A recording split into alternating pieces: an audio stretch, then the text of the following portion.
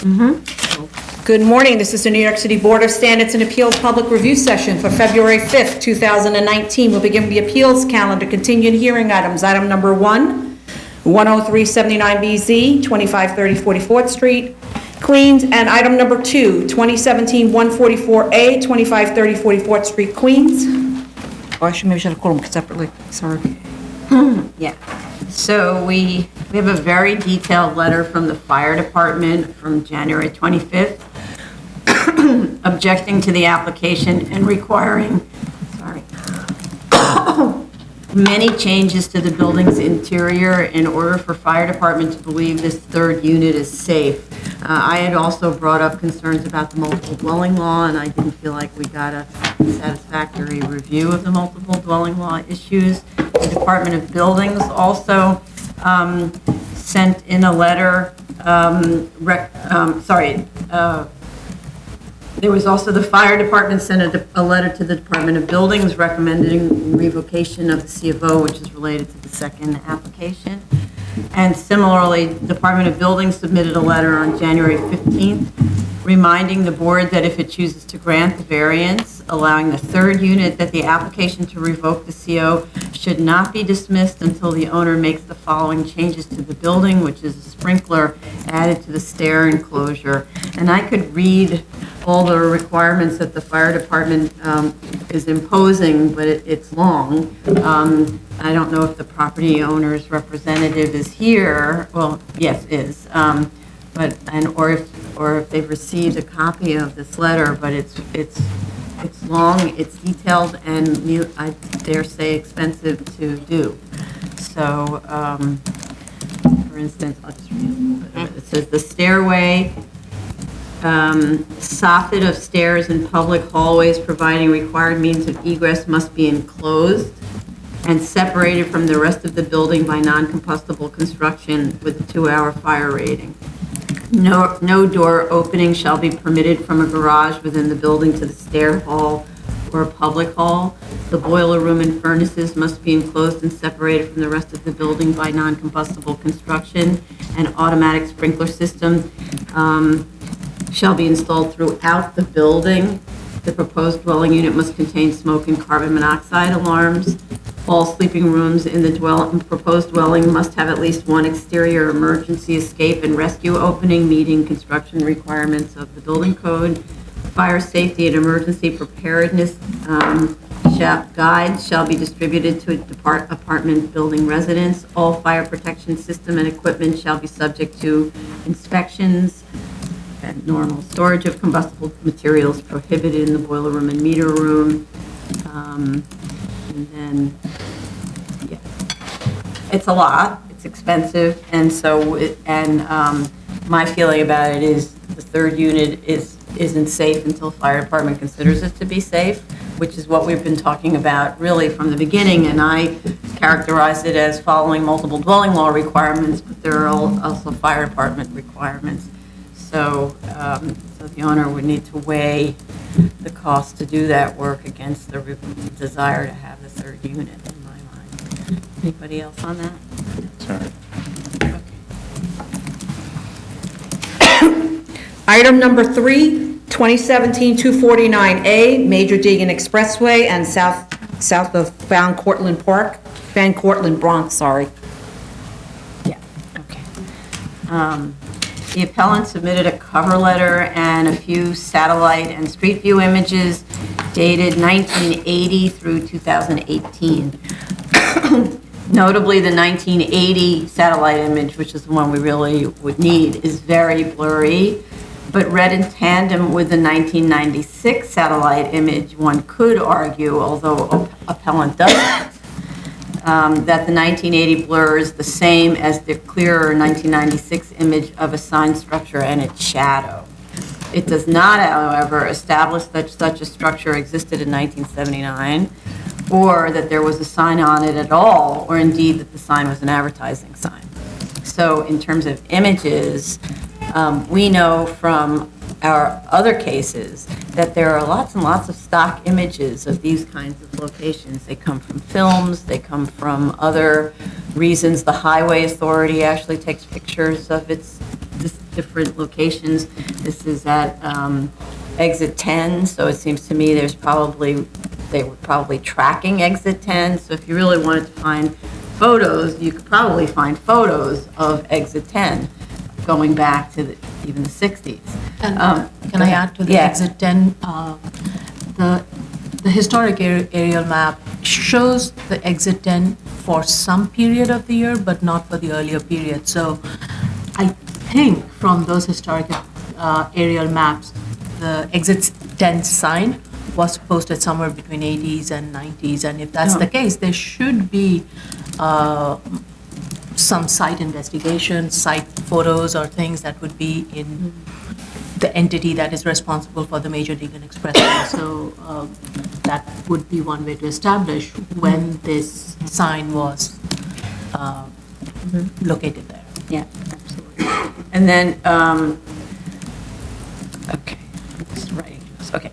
The appellant's letter of December 19th asked that we consider the image of a sign located at Exhibit 4 within Exhibit F, page 42 or 42, of the statement of findings in the initial submission. So just to put everybody in the right place, it's August 28th, 2017, which shows an advertisement for a Clairol product and points to the rear of a sign structure standing in the distance as the subject sign. The appellant does not help the board ascertain the date of the image, nor that the sign identified with the asterisk is at the subject location. And again, to refer to another case we had not too long ago, there was, I believe it was a Marlboro sign where they were, or maybe there was a car in the image. Two ways. They could look at a car and they could look at the Marlboro advertisement and say, this advertisement ran for these months, that's really the way the advertising world works, right? So maybe there's not enough imagery in that, visible in that Clairol sign, but there might be a way to pinpoint the date then. That, again, doesn't necessarily tell us that the sign that's across the highway is the sign in question. We need more information on that. But in other words, it requires some more, like, better sleuthing in order to establish for us. Likewise, even the tax map, which shows the bottom of a sign structure, and that was Exhibit 4 within Exhibit F at page 24 or 42 in the same initial submission, which shows the bottom of a sign structure, provides no information about the date the photo was taken, nor the location of the sign relative to the subject sign. So if you want us to get there, you have to take us there. And even assuming that the photos established that the sign was there at the time of the photos, there are gaps of 16 and 8 years that need to be accounted for. The appellant also provides the timelines that the board requested, which was helpful, I thought, in reviewing the materials, but also underscores that there's all of these gaps. Rule 4915 of the Rule of the City of New York provide that a sign can be established as non-conforming based on submission of evidence such as permits and sign-offs. Appellant states that such permits were never issued for signs along railroad properties because this was DOB practice until recent court decisions overturned the practice. Other permissible proofs are photographs and leases. So far, we don't have enough support for the sign's presence in photographs. But as for leases, my question is, do we have the equivalent of a lease? We have a document signed in November 1977 by the railroad in favor of TDI outdoor advertising. It indicates the sign is 48 feet, we don't know whether that's height or width, and is illuminated and shows the exact location and plan, which matches the location here. So is it fair, given the parties to the contract, to assume it is for an advertising sign? TDI, outdoor advertising, being one of the parties, right? There is, and also so just for council's information, that lease is located at, or that document's located at Exhibit 4 within Exhibit F, page 21 of 42. There is also a cover letter from Conrail to TDI of same date indicating that the approved, quote, applications are attached. So this seems to have been an agreement between property owner and sign company lessee to place a sign on the property. Subsequent communications until 1989 with the railroad and others indicate continuity of the license agreement. So from my perspective, I'm wondering whether others might consider that document to be the equivalent of a lease or a licensing agreement or whatever, which might satisfy therefore the requirement for a lease as one of the proofs. And it's dated 1977. So I have a question with regards to that. So if one signs a lease, does that automatically mean that physically the sign was also placed there? No, so normally we look at it, we say, now you have a lease, show us a photo. Right. So it's a lease in tandem with a photo. Okay. Yeah. I think I was very frustrated by this application, but especially this latest submission, because I find myself making arguments that weren't made. Yeah. And trying to tie up the evidence that's submitted with arguments that would support the application, but that's not done for us. So I don't want to presume what they want. I want them to state what their argument is and what they want to use to support that. And even when it came to the photographs that were the satellite images, the arguments weren't made as to even like rendering common sense. Oh, well, there's a structure there. Obviously, a structure wouldn't be placed there unless an advertisement sign's there. It's obviously not an accessory sign because there's nothing else close to it. This is to bring in profit. There needs to be some tidying up on this application because it seems that the applicant's asking us to make those leaps without providing a support for it. Yeah, I agree.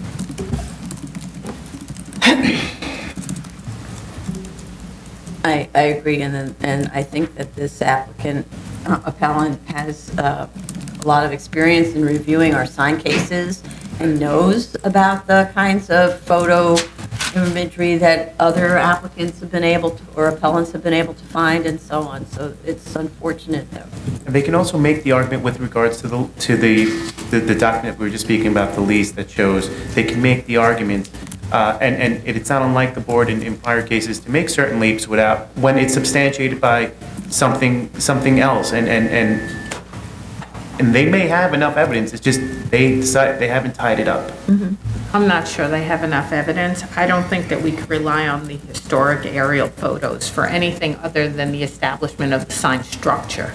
Because they're directly down from the sky, all you could see is the sign structure. You can't tell if there's any copy on that sign at all. So to me, there's no proof of continued use, and you can't even use the 1980 photo as proof of establishment because it's after 1979. Right. And it's also unclear for the reasons I just stated. Yes, I agree. Especially the 1980 imagery, which is really like a blob. So you Right. can't tell whether it's a blob on the photo from processing or there's a sign. I believe there is a sign. If you break it down, and I printed out all the photographs and put them side by side, it seems as though this cloud may actually be a sign that may be the same structure that showed in the subsequent photographs. Although I do agree with the remaining of Commissioner Alley Brown's statement. Okay. And anyway, it's about a structure, which isn't what we're looking at. And it doesn't. But you could put up a structure and then do nothing with it. I don't know why you'd do that, but you could. And we don't have anything, we don't have very much to support continuous use. Right. Move on. Special order counter decision items, item number 4, 17699BZ, 4517 Marathon Parkway, Queens. Okay. There's a little color wheel going around on my computer, and so I can't do anything unless it stops. Okay. Marathon. Okay. We were waiting for a few small items, but I'm not sure we got a clear submission on this, so I'd like others to comment. We asked where the trash is stored and how managed. The location was pointed out on a plan, but no other information about it was given.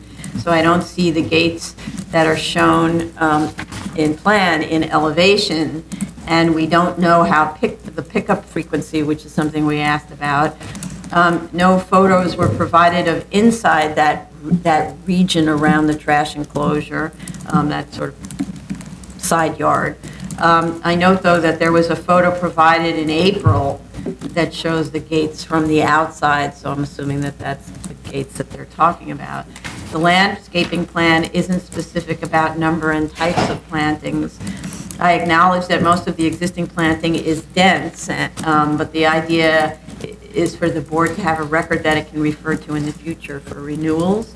And I don't think in any event we have any photos of the area behind the building adjacent to the trash area that is described as planted with evergreens. And I believe these are not yet installed just because of the designation on the drawings. Elsewhere it says existing tree or whatever, and there it says planted with evergreens.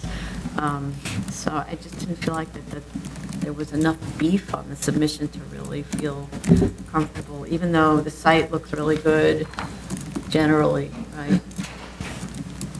Anybody else? But also the date on the plans is still December 18, so that needs to be fixed. Anybody else? They did give us the signage analysis form, and they also put the signage on the plans. Are we planning to reopen tomorrow? Well, that's the question. If everyone, based on how the site looks, because it's well-maintained, if everyone's okay with, say, a condition that there be evergreens planted along there, we could do it like that. Otherwise, we typically say change the drawings. In fact, overnight, they could change the drawings to add more information about the planting, which I really think would make it better. Then we could have a conditional approval. And I feel better that the owner would do it because they've maintained the site so well.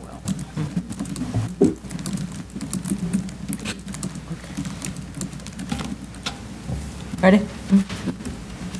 Item number 5, continued hearings, item number 5, 53966 BZ, 6119 Fresh Meadow Lane, Queens. Okay, just one second.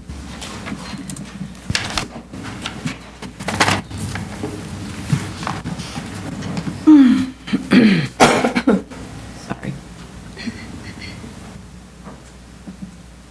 Okay, the fire department issued a letter of no objection on January 23rd. Signage calculations were provided, and the plan shows one curb cut on Fresh Meadow to be closed. The maneuvering diagram appears more organized now, I think as a result of closing that curb. There should be signs, though, and striping on the drawings and in real life indicating one way at the small 64th Avenue curb cut and at the one at the intersection of Fresh Meadow. The trash receptacle has been removed to the street line. That violates section 37-94, which applies to open parking areas greater than 6,000 square feet.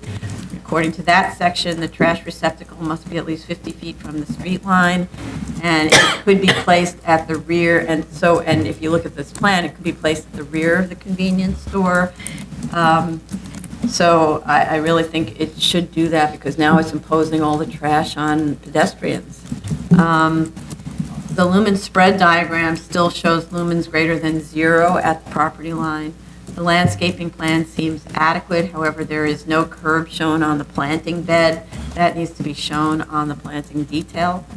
It's proposed that the landscaping sit in front of a 6-foot high PVC fence. I'd like to know whether that fence is proposed to be opaque, because if not, it should be metal picket. And what will happen at that 8-foot open area at the rear of the building? It just doesn't say, and I'm afraid it'll, be a gathering place for storage and trash against the neighbors. A revised traffic study was provided December 26th, and not sure that it was responsive to the request for expansion that our our seeker officer had requested. It now includes crash data, which we requested.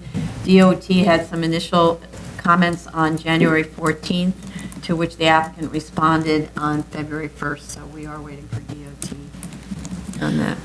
I had some questions, and it's all related to circulation. So, first of all, I would like the applicant to clarify if both the curb cuts proposed on or existing on 64th Avenue are ingress and egress. Because according to the traffic analysis, it seems that the 30-foot wide curb cut, which is the easternmost curb cut on 64th, is for both egress and ingress, while the 20-foot wide curb cut, which is the westernmost, is also for ingress and egress, and which is not consistent with the statement and the documents. Documents seems to indicate the westernmost would be only ingress. And the reason I state that is that I think the westernmost curb cut on 64th should be only ingress and not ingress and egress, because it can create a conflict for vehicles that are coming off Horace Harding Expressway that is going to go eastward along, eastward along 64th Avenue, and also those vehicles that are turning from Fresh Meadows right to either merge onto Horace Harding Expressway or turn right onto 64. So there's a lot of turning movements happening at that intersection, and if there is a vehicle exiting from 64, the westernmost curb cut along 64, there isn't enough any space, waiting area for vehicles wanting to merge onto Horace Harding. Even though you have a striped area, people don't follow it. They go over the stripe because it's not a physical barrier, it's just a stripe. So I would recommend, and I don't know if DOT is looking into that aspect of it, if they can eliminate that, and unless DOT is completely okay and they have provided other ways of minimizing that conflict. That's really my main concern on this. So I just want to. Just to make sure that you looked at when they decided to close I'm referring to the existing this curb cut, right? So not this one. Right. So that's the existing plan. So the proposed plan is to. Proposed plan is to eliminate, currently there are 3 curb cuts on 64th. Right. The proposal is to eliminate the westernmost curb cut, but then the proposed westernmost curb cut that would remain is still being proposed as both for exiting and for.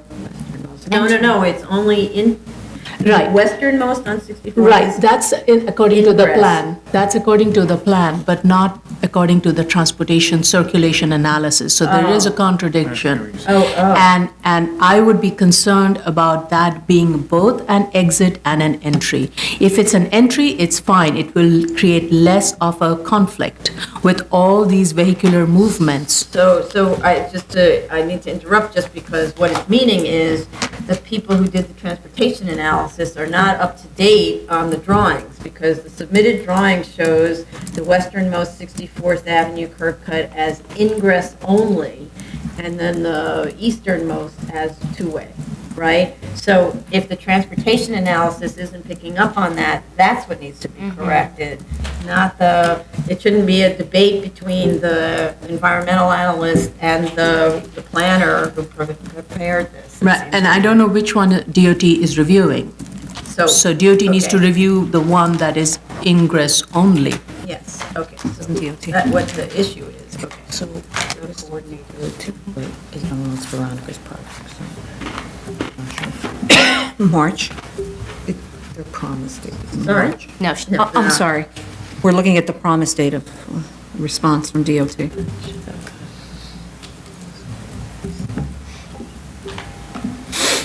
Okay, so the plans that were submitted to us were submitted on January 23rd, and that's the one that has the curb cut as ingress only. And its most recent revision date may not be the most recent of the plan. It says 12/30/18, but I don't know if that's the most recent because you never know about these. It's in between, I checked that, it's in between the two meetings, so maybe they updated it on that date, and then Yeah. when they communicated to us, it was the date. A month later. Anyway, submitted to us on 1/30, 1/23. 1/23. 19, okay. Okay. Any other comments on this? Item number 6, 49072BZ, 4200 Baychester Avenue, the Bronx. Photos of the fencing shows the asphalt and sidewalk in need of proper repair. It shouldn't be patchwork. I believe the refuse room has been moved inside, so we should condition that there's to be no storage of dumpsters or trash outside.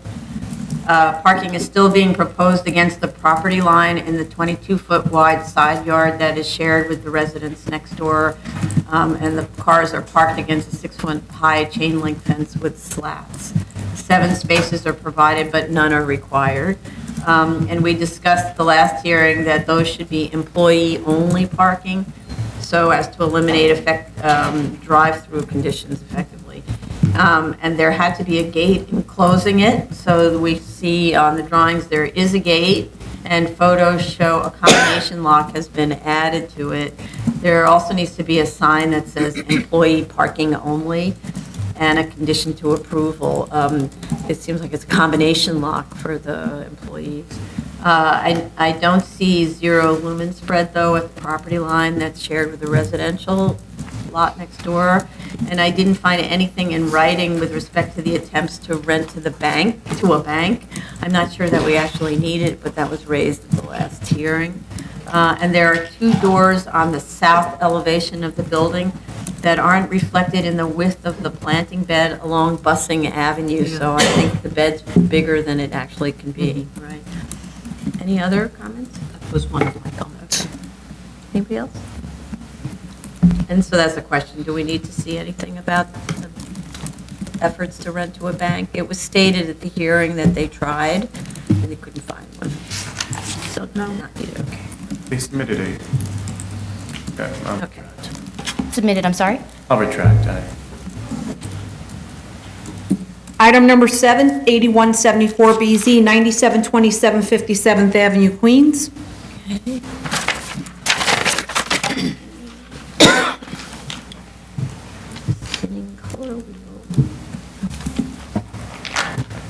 All right, fire department provided a letter of no objection on January 23rd.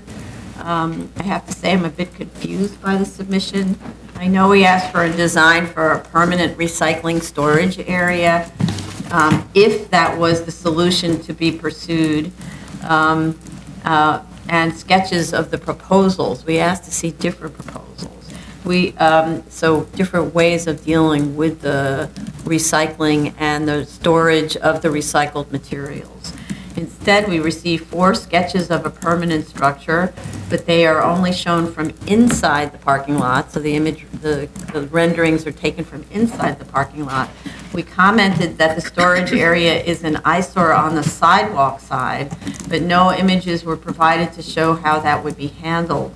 We also had concern about the donation bins, which are an added eyesore, and they continue to be shown in the plan sketches. We talked for a long time about the unsightly nature of the trash storage at the corner there, where they take kind of all the bottles and they keep them in plastic bags before pickup. And we didn't receive anything on this. We also talked about the recycling area being more efficiently managed, hence would potentially add another space on the line, space on the row, parking space between parking spaces number 13 and 20. We didn't receive anything on that. The sketches we had actually had asked for were for a variety of solutions for how to manage the site vis-a-vis parking, loading, and trash management, not for whether there are flowers versus stripes on the structure for recycling materials. With respect for the elimination of the parking space that is requested, that's one of the requests for amendment, we asked for a maneuverability drawing that includes the truck movement width to establish that there isn't adequate room for another parking space. We didn't receive that either. We talked about all of this at great length. So, I mean, it was like a 30-minute hearing.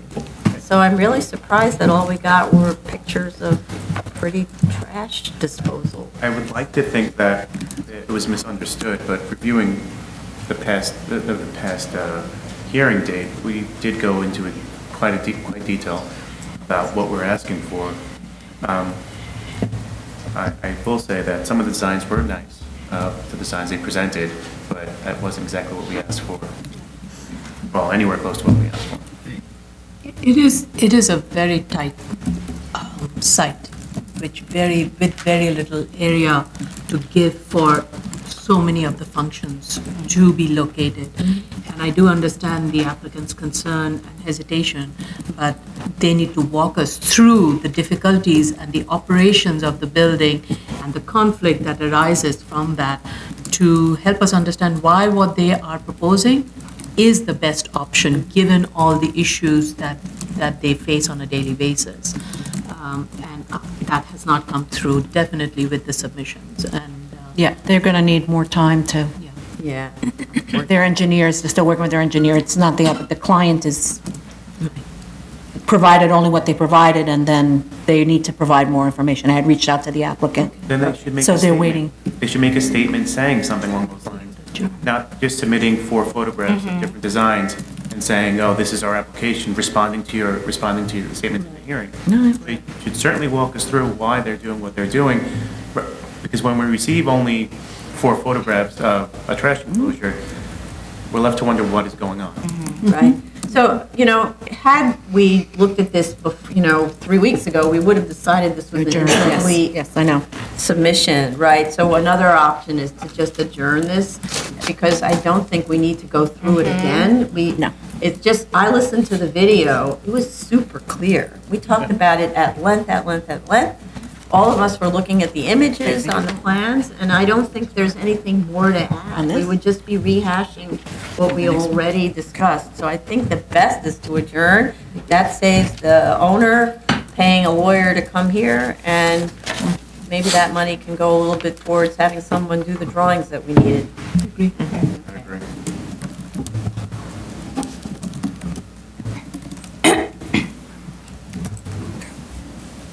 Can this be administratively adjourned now, or? Yeah, we're gonna administratively We're adjourn. just- They're aware of It's it. administratively adjourning, and, the applicant has a rep here.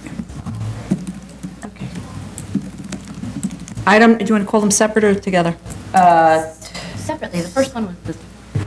Yeah, the first No. one was withdrawn, so we. No, they Requested, there's a request to Request. No, withdraw. they're pulling No, back. they my- rescinded They're the rescinding request. So that. we should be hearing them Oh, separately. they did? Yeah, They did. according to Veronica's notes. yeah. Okay, so let's, Oh, Veronica, I didn't see that. Sorry, Okay. they rescinded their. let's call that withdrawal. one separate. Okay, so item number 9 is, item number 8, 28001BZ, 663 to 6673 Second Avenue, Manhattan.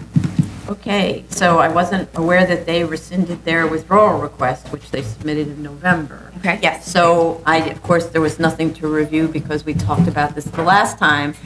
We can vote on it if they, I think that's what we should do, right? Because they were. Did Yeah. the letter explain why they were rescinding? We didn't get like any new I saw her notes, I didn't have them. material except for the letter from the engineer and what it says. It's repeating what was said before. The project is complicated. The only, I would say, like, I don't consider it as new, but the only thing that They want to work in materialistic in the conjunction with this letter one.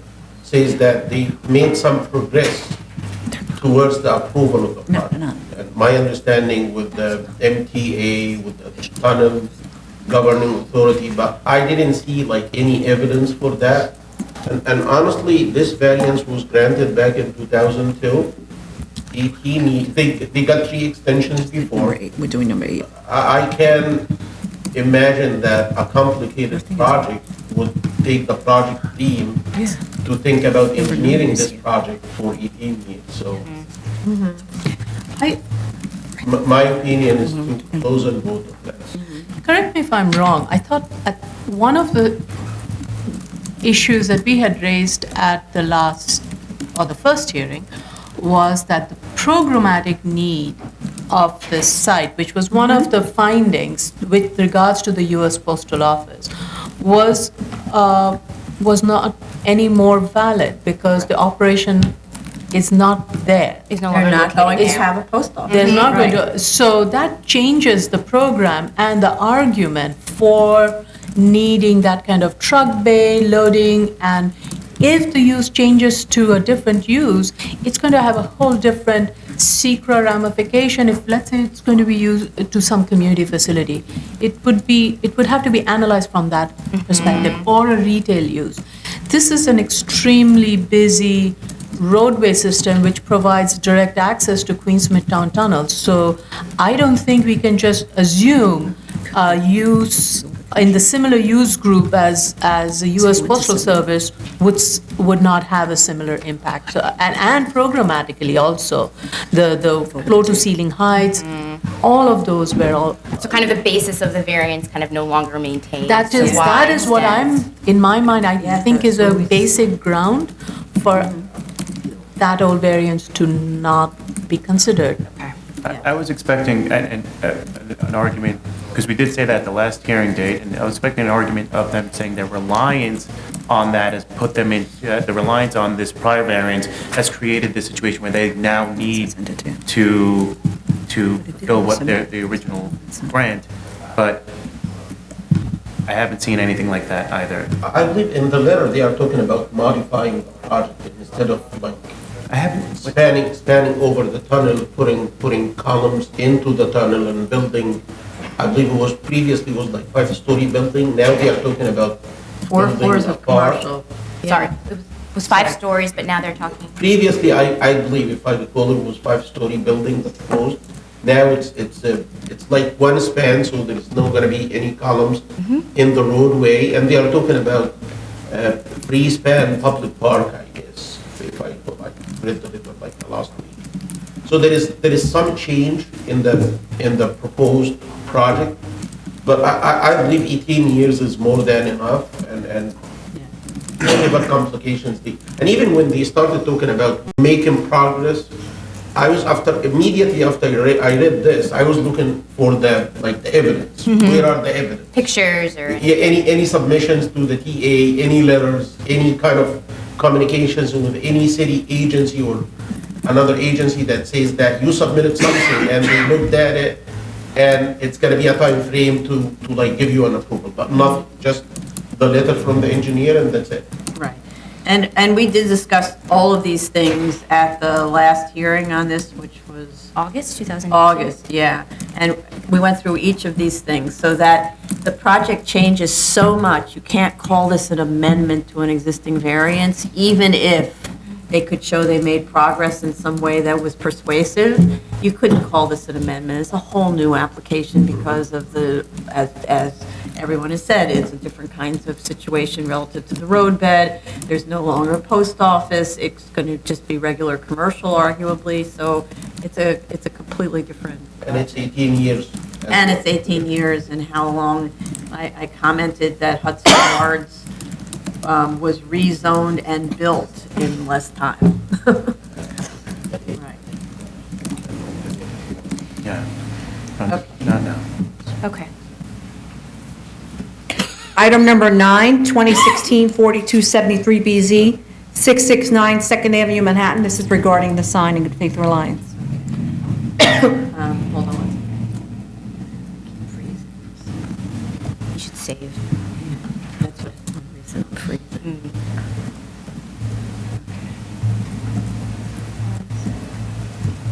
Okay.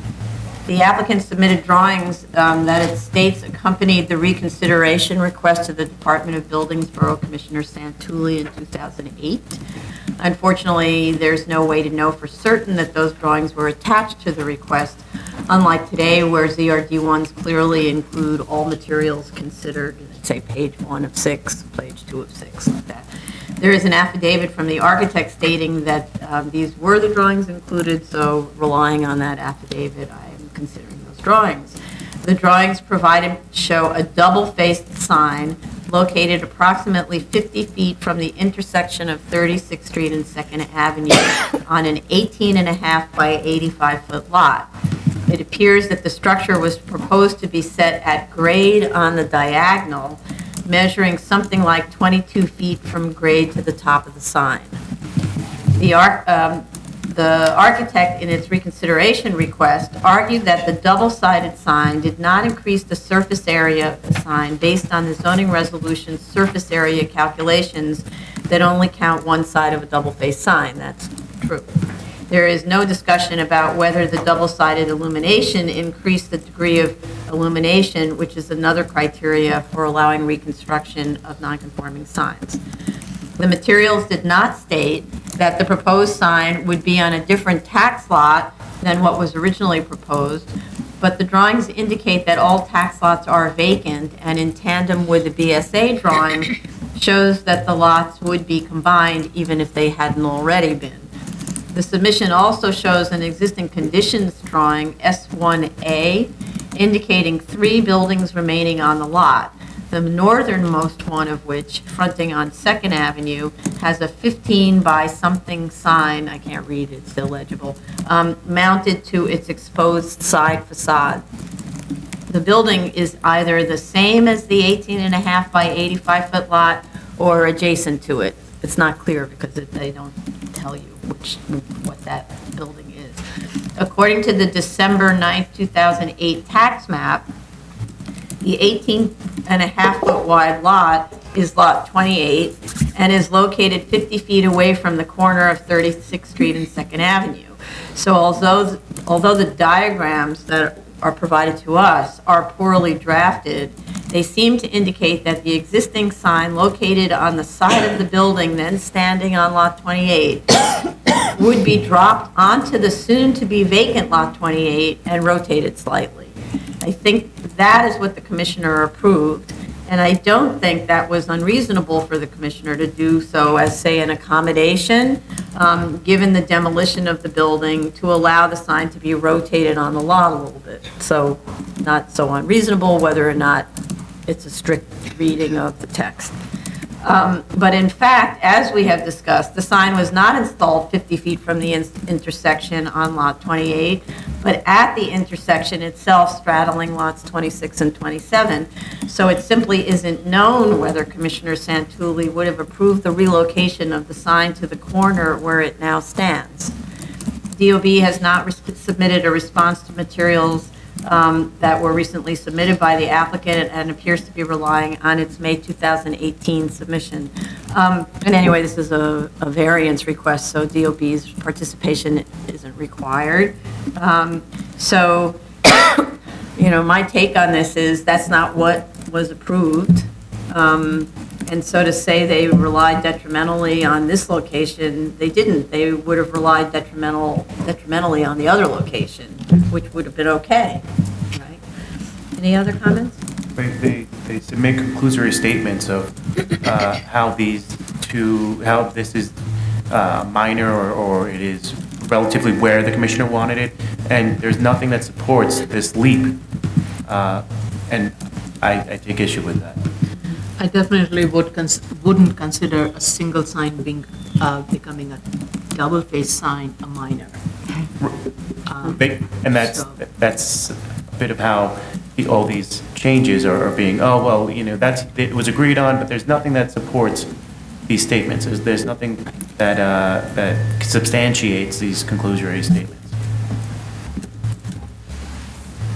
I think, though, if you look at I think the reason that they just look at the surface area question is that's one of the findings for conformance, right? So it says that you can't increase the surface area of the sign.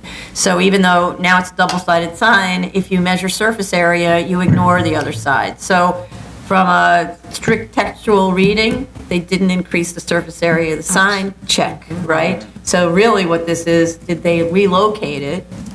When they reconstruct, you're allowed to reconstruct, did they relocate it? And the commissioner said you can relocate it to the ground, and yes, I'm going to let you rotate, because it's probably just better to rotate. But the commissioner did not say, put it 50 feet away. and they offer no support for why it's there. And they also didn't address the double-sided illumination, which Right. illumination is also a finding, right? So. Yes. I believe what we're looking at in this case is somebody who's coming to the board asking for a variance, and the hardship is, I'm in violation with another BSA plan. I believe it's that simple. They relocated the sign, although it was previous grant from the board, that it should be installed somewhere else.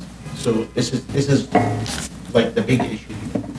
And they are asking for a variance to legalize the sign as is at the new location.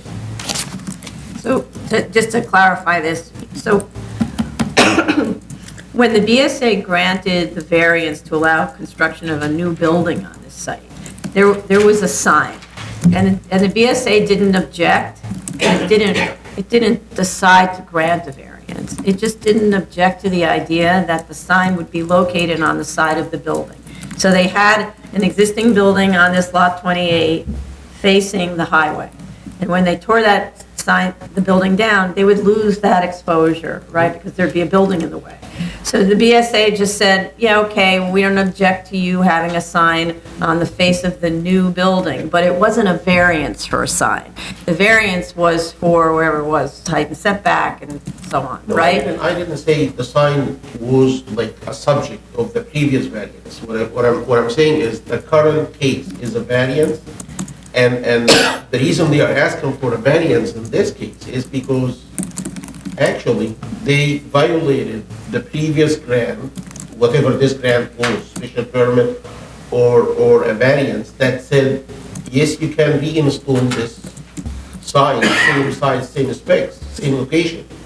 But they didn't. They took the sign and they installed it somewhere else. Oh, I see what you're saying. And here we go. They are Okay. coming to us asking for a variance to legalize it.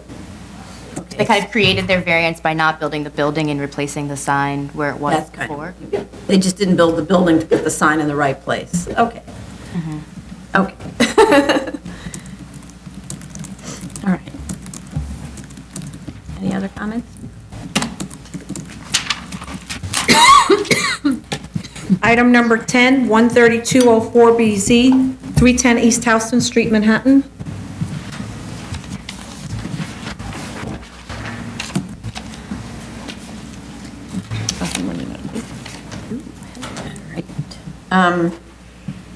So based on the May 15th, 2004, I want council to note this, May 15th, 2004 Montrose survey, the zoning lot size is confirmed at 7,901 square feet and should be indicated as such on all of the materials that are submitted to us and certainly in our resolution. This is in the interest of clearing up cloudy records where the numbers were flying all over the place, right? So if I understand correctly, it is proposed to legalize the subdivision of the zoning lot into two tax lots, the larger of which, tax lot 7503, will contain 7,431 square feet of lot area, leaving 470 square feet of lot area on new tax lot 40. The tax lot subdivision really doesn't affect our analysis since the floor area calculations apply to the entire zoning lot. And whether the property owner wants to, in their zoning lot development agreement, allocate floor area to different tax lots and so on as part of the agreement really doesn't concern us. It's to the entire zoning lot. So therefore, the BSA's calculation sheet is not correct since it needs to include the entire zoning lot. It's being treated as if this tax lot 7503 is being subdivided into two zoning lots, which it cannot be if you want to transfer excess floor area from it to lot 40 It has to to be on the lot same. 20 behind or whatever number it is behind, right? So it seems like there's a little disconnect there in what the request is. We need to maintain the zoning lot. As I understand it, none of the enlargements or modifications proposed in the 2014 letter of substantial compliance were completed. So I don't understand why the totals in the revised floor area calculation sheet don't match either the 2004 BSA approval or the 2005 DOB approval, especially the commercial floor area, which was the main subject of the variance and isn't permitted under the current R8A zone either, so it can't have increased in size. It was limited by the approval to the amount that it was shown there. The areas also don't match the existing area calculations that were provided to us in May. So the numbers are all shifting all over the place. I also ask at every hearing for a clarification on whether the bridge area, both at grade and the second floor, contains floor area, and I never get an answer on that because it's probably not what they want to hear, but it's enclosed on 3 sides and has a full roof at the first floor and a partial roof at the second floor, and I think the DOB would consider that to be floor area. That's the definition of a space with floor area. I'm having also a bit of trouble understanding what the scope of the request is here. Is it to merge the existing zoning lot with Lot 20 to the rear and to legalize existing work? I don't see any difference between the 2004 BSA approved set and the May 2018 proposed drawings. The January 23rd, 19 submission, however, shows a duplex penthouse level. When was this added? Is that a proposal to modify the project to include that penthouse? There's no approval at the Department of Buildings drawings showing a penthouse, a duplex in the penthouse. With the revised floor area at 6.02 as of right quality housing for an RA residential district, there is ample floor area for transfer, and I believe the Bella Vista findings have been made since the area was not upzoned until 4 years after the variance was granted, and the value of the small number of excess development rights pertinent to the 2004 site were very minimal. So I think at the last hearing, we were okay on the Bella Vista question. It was clarifying all of this other really messy stuff, and this recent submission just confused me further rather than clarifying. Any other comments? No.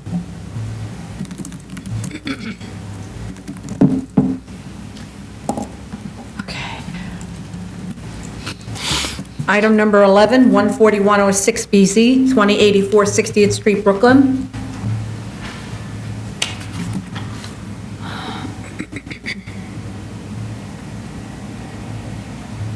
The plans were amended to show all elevations and decorative elements on the elevations, as well as attenuation at windows and floor area assigned to the balcony with high fencing.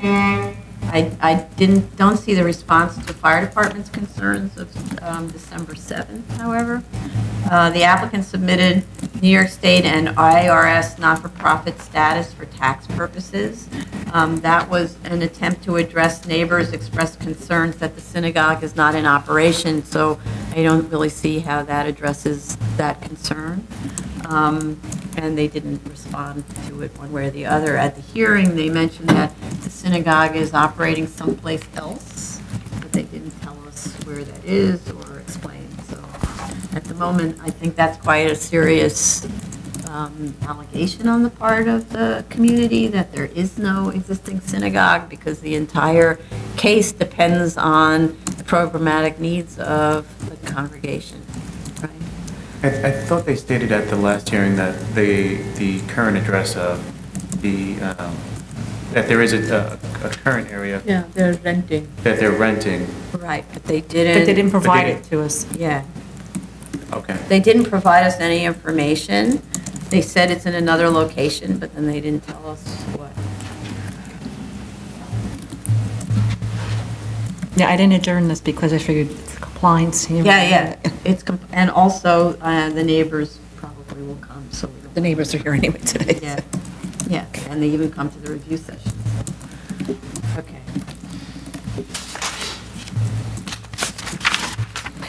New cases, item number 12, 24497BZ, 15862 West 83rd Street, Manhattan. Okay, we have proof of service of initial application to officials and of notice of hearing to officials. The community board recommends approval. We didn't have any comments as far as I could see from the fire department on this. This is an extension of term of a special permit. Hutchison's? It's, right, so we'll give them, I'm sure they'll have some review. There is a bit of confusing history on this PCE, so I just want to state it. It's stated well in the prior resolution, however.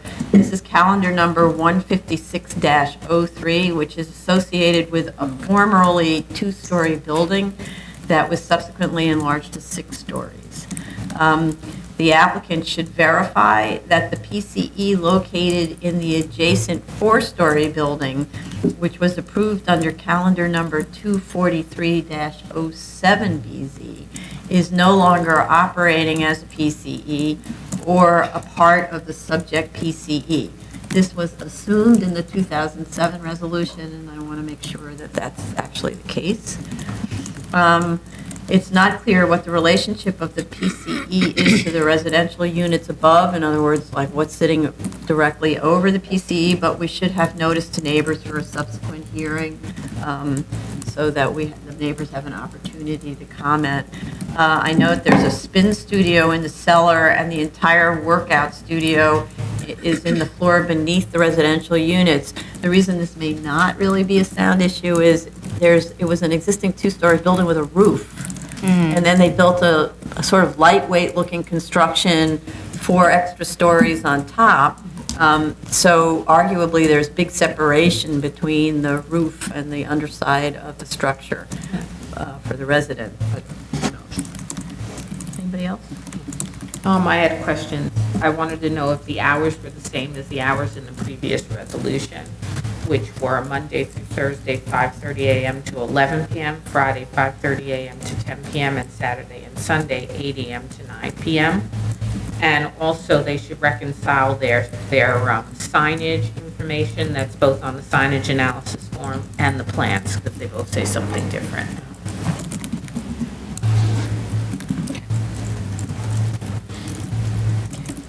Anybody else?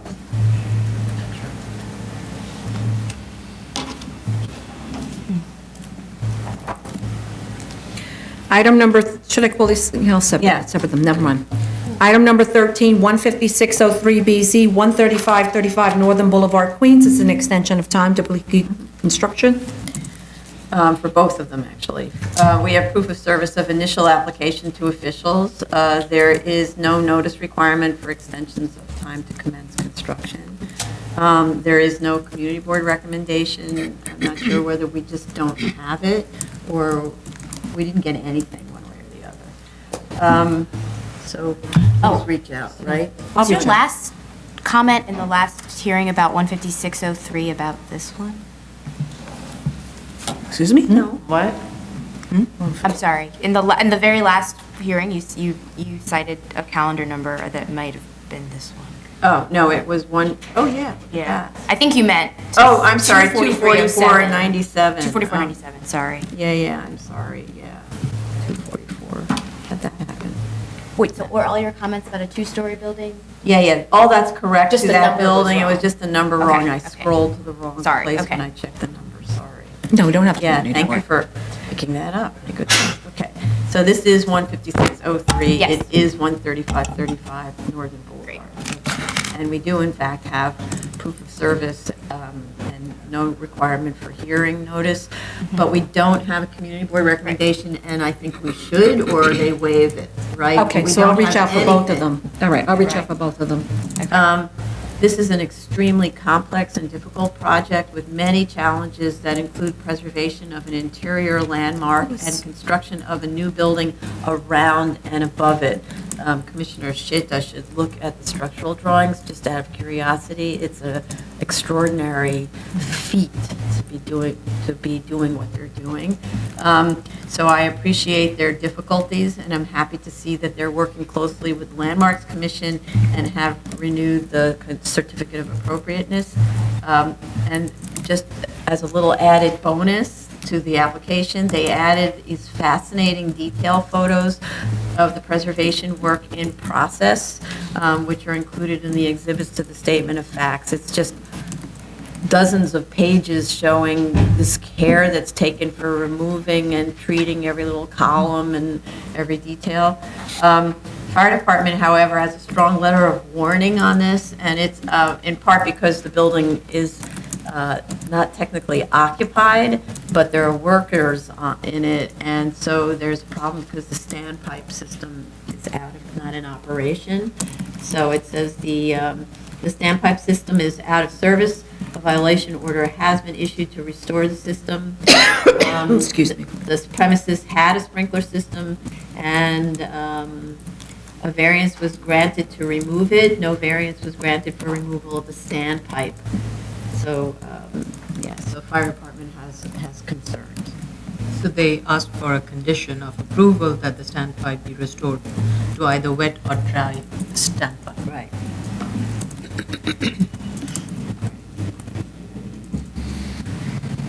Okay. Item number, I'm sorry. I'm sorry. Yeah. I didn't actually see structural drawings. No. This is a beautiful project where there's a historic theater DRK. that is being retained, and then they're building a hotel, and I think maybe residential also, It's just around residential. this, residential, around this theater.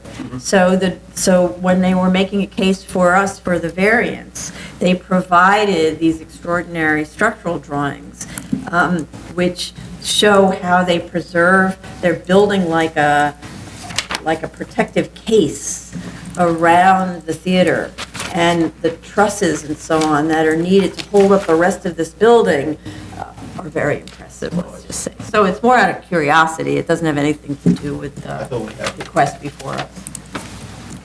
Okay. Okay, item number 14, 12715BZ, 13535 Northern Boulevard, Queens. This is an extension of time to complete construction. Oh, we just did this one. No. No, that was a variance. This is special. This is a Okay, special so- permit for so height. So I reiterate the same comments, it's for the same project.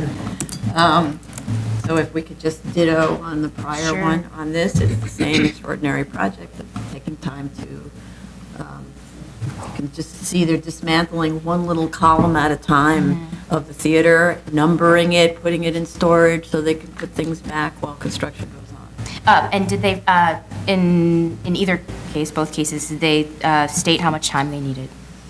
They're asking for the Understandable. maximum amount of extension, and they'll probably be back for another, because this is a very complicated project. And this is one where I understand the complexity, so why a project like this takes so long, and I believe the property was sold, Yes. so then you have a new owner coming in trying to figure out how to accomplish this. If they can ask for like another extension, can we just give them the maximum? We're giving them the The maximum, maximum but is it's only 4 It's only years. 4 years. Because this is the third one. This is- Yeah. You're saying that this is the third extension, so. Right. And they may need more. But it seems like they've done a lot of work and they're continuing to. They've done work on the restoration, but it's Yeah, they mentioned slow that in going. the statement of facts. Yeah. Okay. Item number, sorry, may I go on? Item number 15, 6108BZ, 439 86th Street, Brooklyn. Okay. We have proof of service of initial application to officials, added notice of hearing to officials. Community Board recommends conditional approval with one recusal, the condition being that the stipulation that the sports club will mitigate noise from their air conditioning unit if it is determined that by DEP that their unit exceeds allowable decibel levels. And I believe the prior resolution, the BSA resolution, directs the applicant to address the noisy HVAC units on the roof. So the applicant needs to discuss that with us. Did they do that? Do the units comply with the noise code? And are there still complaints? Because you're not allowed to have a noisy HVAC system that's not sound attenuated. The fire department issued a conditional letter of no objection. So the department, okay, it says that the unit has been notified, their unit has been notified about the public assembly permit, which, and has issued violations. And then the hours of operation have changed since the last grant, and there's a request to amend them to the current days and hours of operation are Monday to Thursday, 6 a.m. to 11 p.m., Friday, 6 a.m. to 10 p.m., and Saturday, Sunday, 8 a.m. to 8 p.m. That's the requested change. Anybody else? They have an error on their signage analysis form. Their individual totals don't add up to the total amount of square footage. It's a simple addition. Oh, this must also get a extension of time for CVO on this one, too?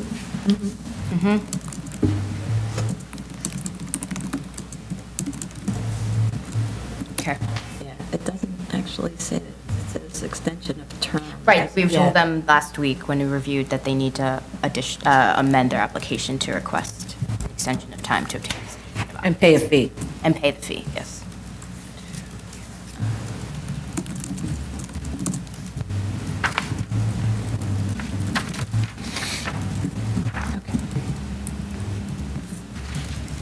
Ready? Mm-hmm. Item number 168910BZ, 53 Mercer Street, extension of time to construction.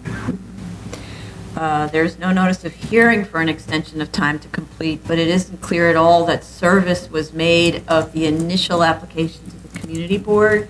The applicant's cover letter indicates it contacted the community board, who stated that it would have answered no comment, in quotes, but I don't know whether that means service was provided. I think the applicant may have misunderstood when asking the project manager.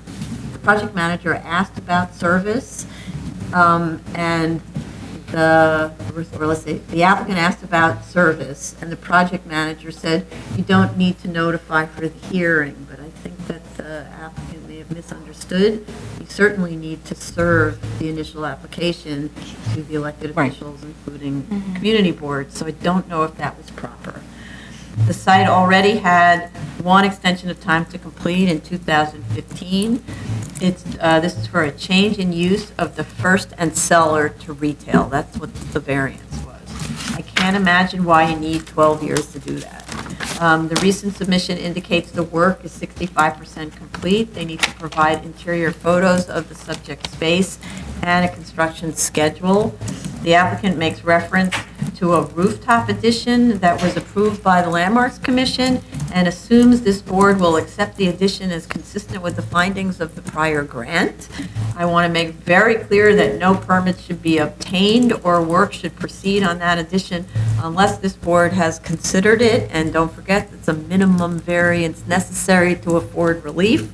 So I'm not sure how that would run.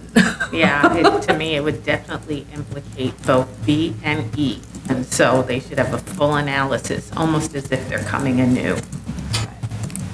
So they're not here for that, but I just want to warn them to warn their clients not to assume that they can put a penthouse on the roof lest they lose their variance. Is it clear from the materials submitted as to whether that construction on that addition has started yet? No, so they said that I'm not even sure why they told us, frankly. Right, they said they might be back. They might be back. They got an approval from LPC, so they might be back. And so that means you did drawings, it was quite expensive to go to LPC to add a rooftop addition, et cetera, et cetera. So that's a little confusing, but I also do have to say that in terms of the extension of time to complete here, I would say you give them a year. What in the world do you need all of those years for to put a store in there, right? You create a plain vanilla box and you rent it. That's the end of that, right? I was also surprised by this application because there wasn't very much to why there was such a long delay. And in 12 years, they really need to substantiate the reason for that delay. And it can't just be, again, a conclusory statement as what they have. Right. I believe if you read between the lines, I believe the reason for that, they might be waiting for a tenant first and Yeah. then do the work. It's, Right. but true, it isn't 10 years, just 12 years, it's 8 years. Just to No, be 12 is the correct. request. They're asking for 4 years of Right, they're asking extension. for 4, but there's only been 8 Yeah, in the there's been past. There have 8, not right. been 12 already.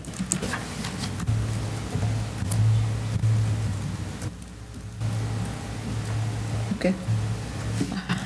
Move on? Yeah, just one second. Let me know when you're ready. Okay. This one.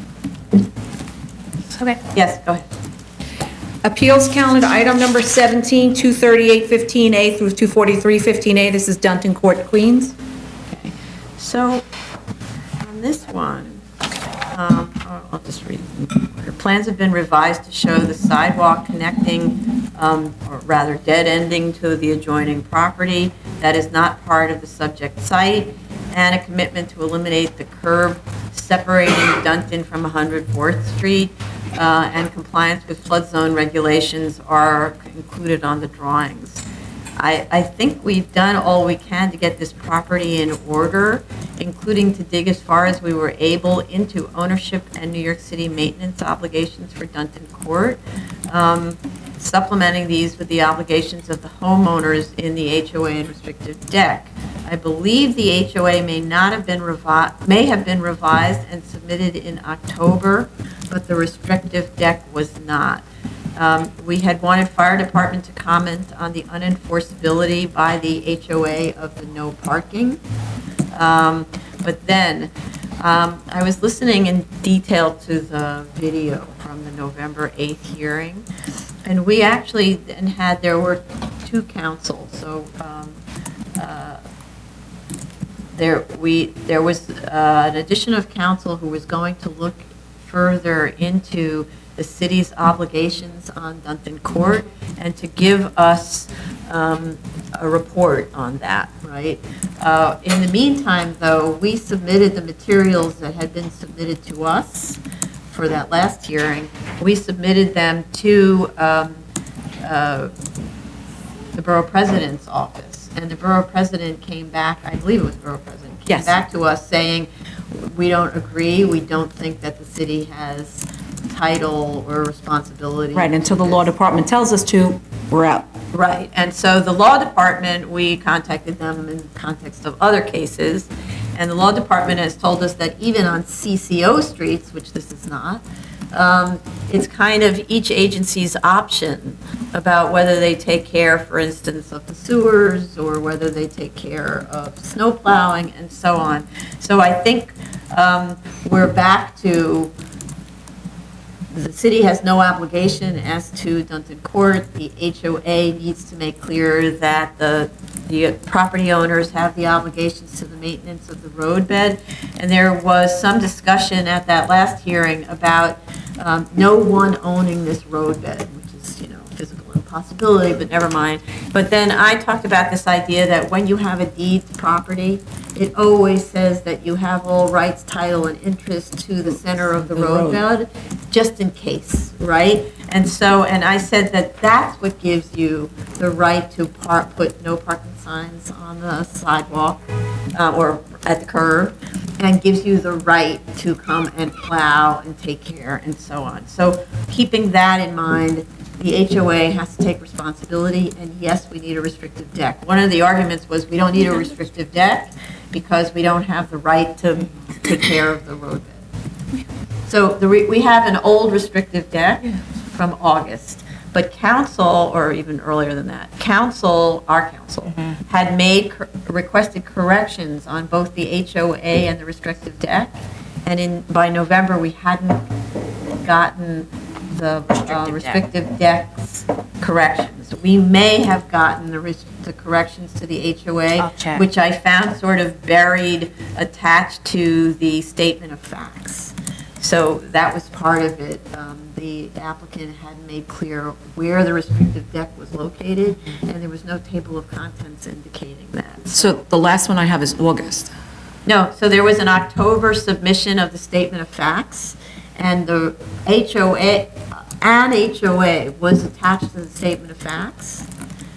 So, but I can't really tell if that was being responsive to council's comments, or whether that was just the old one attached. That's this. Because this is a comment we made at the hearing, that the applicant never tells us what they're giving us. They just hand us stuff, and then we have to figure it out. So we really need them always to give us a cover letter explaining why we're getting something and what it is. So we should look at that restrictive deck and see whether it was responsive to the comments. I mean, not restrict, I'm sorry, The the HOA. HOA. We did not get a restrictive deck updated, Okay. okay? Okay, As far so- as I could find. Okay, so then where we're at is that if we see this restrictive deck, if we have it updated somewhere in this, or we get a revised We one. get a revised We're done. Yes, but the HOA also needs to have responded to council's comments. I don't know if it did. And I'll double check that. Yes. Okay. So we can move forward then on this Yes. case? Okay. It's like giving birth. All right, sorry. Good. Okay. Item number 18, new cases, 2018 47A, 45 Case Avenue, Staten Island. This is being postponed. They failed to notify the community board, sorry. Zoning calendar, item number, continued hearings, item number 195602BZ, 317 Day Hill Road, Brooklyn, and item number 21-96BZ, 600 McDonald Avenue, Brooklyn. These are compliance cases. Right, so just to update everyone, City Planning Commission heard the zoning map change amendment on January 30th, and will vote on it next week. The commission had a lot of questions for the applicant. I was happy to hear that they were digging. And then we get our usual submission. I'd like to know how fire department is doing on its inspections of the banquet facility that's operating illegally all this time.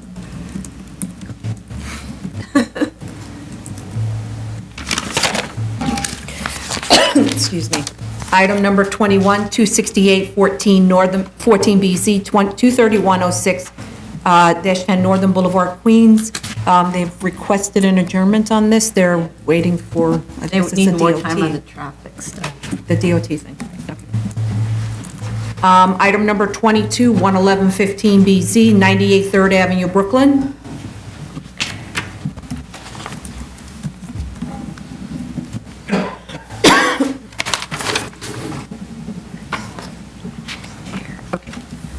Our fourth and most recent hearing on this was in October, at which the board requested many items to help it understand whether the requested waivers are the minimum necessary to afford relief.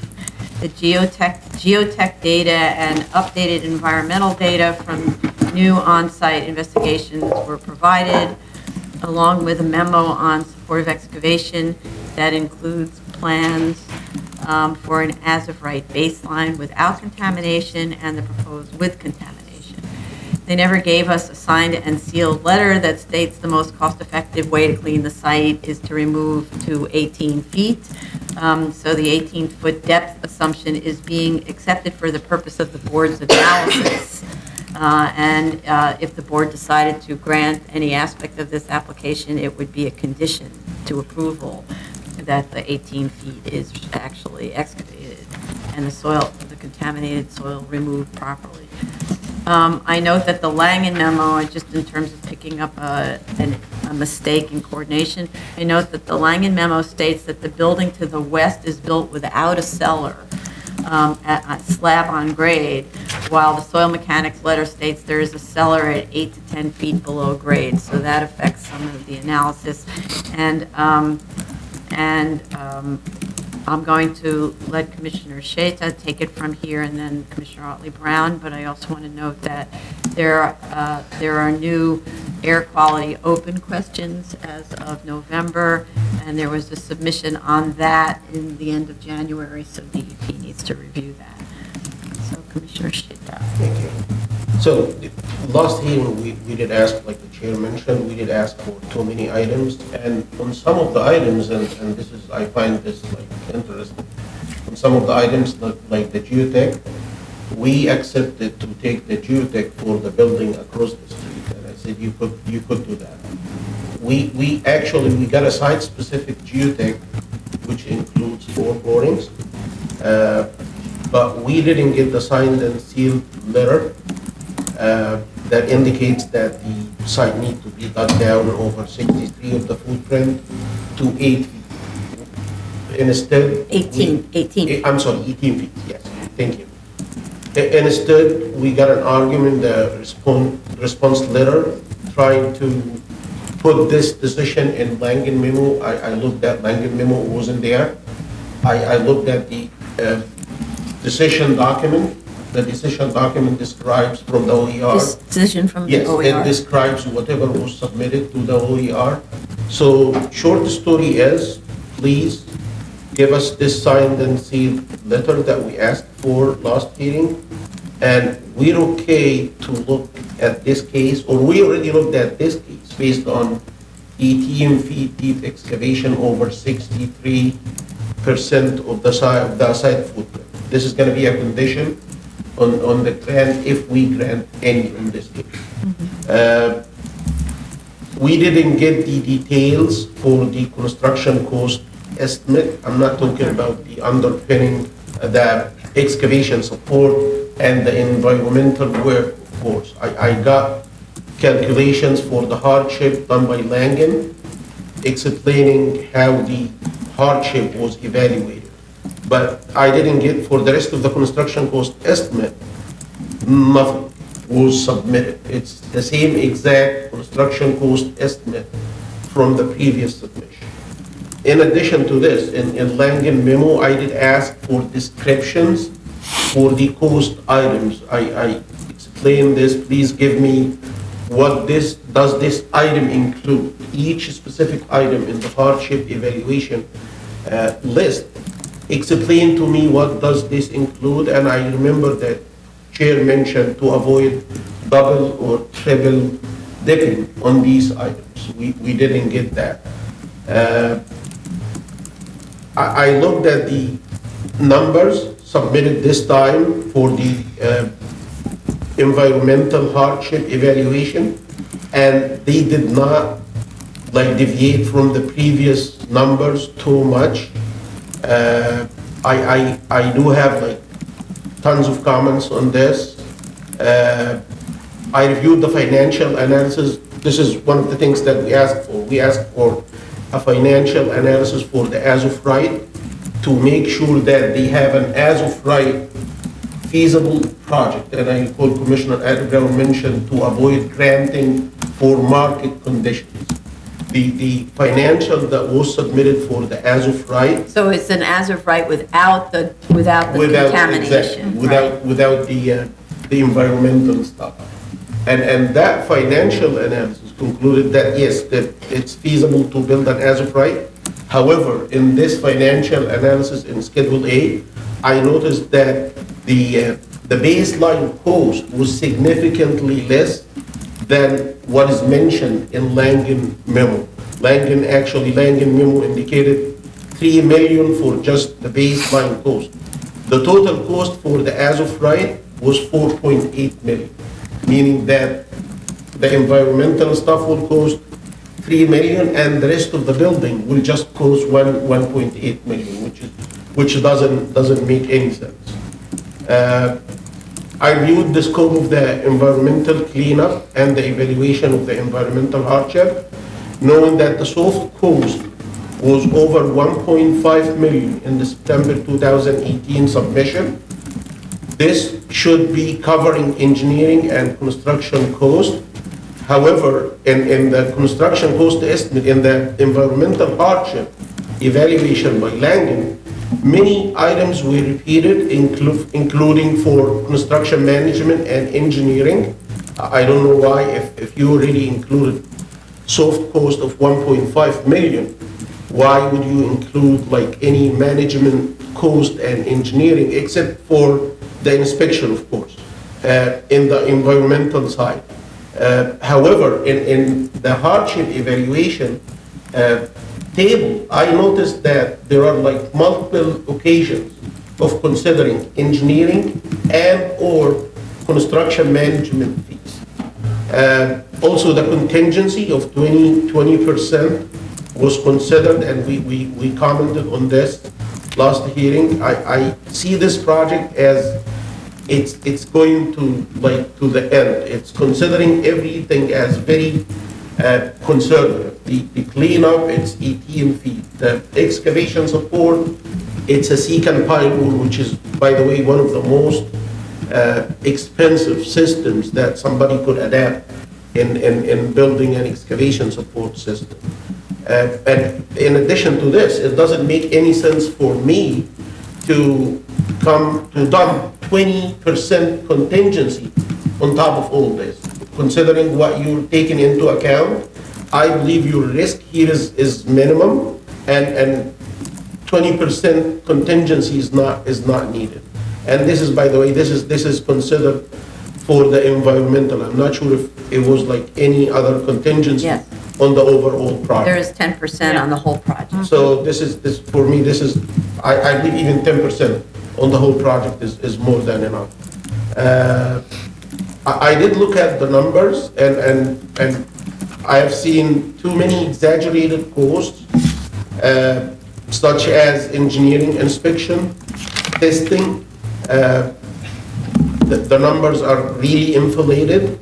The cost for the excavation support, the memo from Langen indicated that the only difference between the environmental impacted site and not impacted site with respect to the excavation support is just one additional level of bracing. But I don't know why, when they evaluated the cost for that additional level of bracing, they considered the entire footprint, the entire surface area of the wall. They took the perimeter times the entire height of the wall from top to tip, and they multiplied this by $50 per square foot. And the only thing they provided, they mentioned that this is based on quotes from reputable contractors. I don't buy this. If you want to know a price of something, just go ahead and check the price tag. And everybody knows that for a structural steel, that the additional brace is just some beams and some pipes. So what I did is I just took the perimeter, the length of the waiver, plus the length of the pipes, added this up, get the tonnage, the steel tonnage for the additional bracing, and multiplied this by a feasible cost number, which I even was like conservative, $4,000 per ton. And I came up with less than 50 grand. That the cost included in Langen estimate was 360,000. And again, the reason is they consider the entire footprint, which is not applicable to like estimating the cost for the additional brake.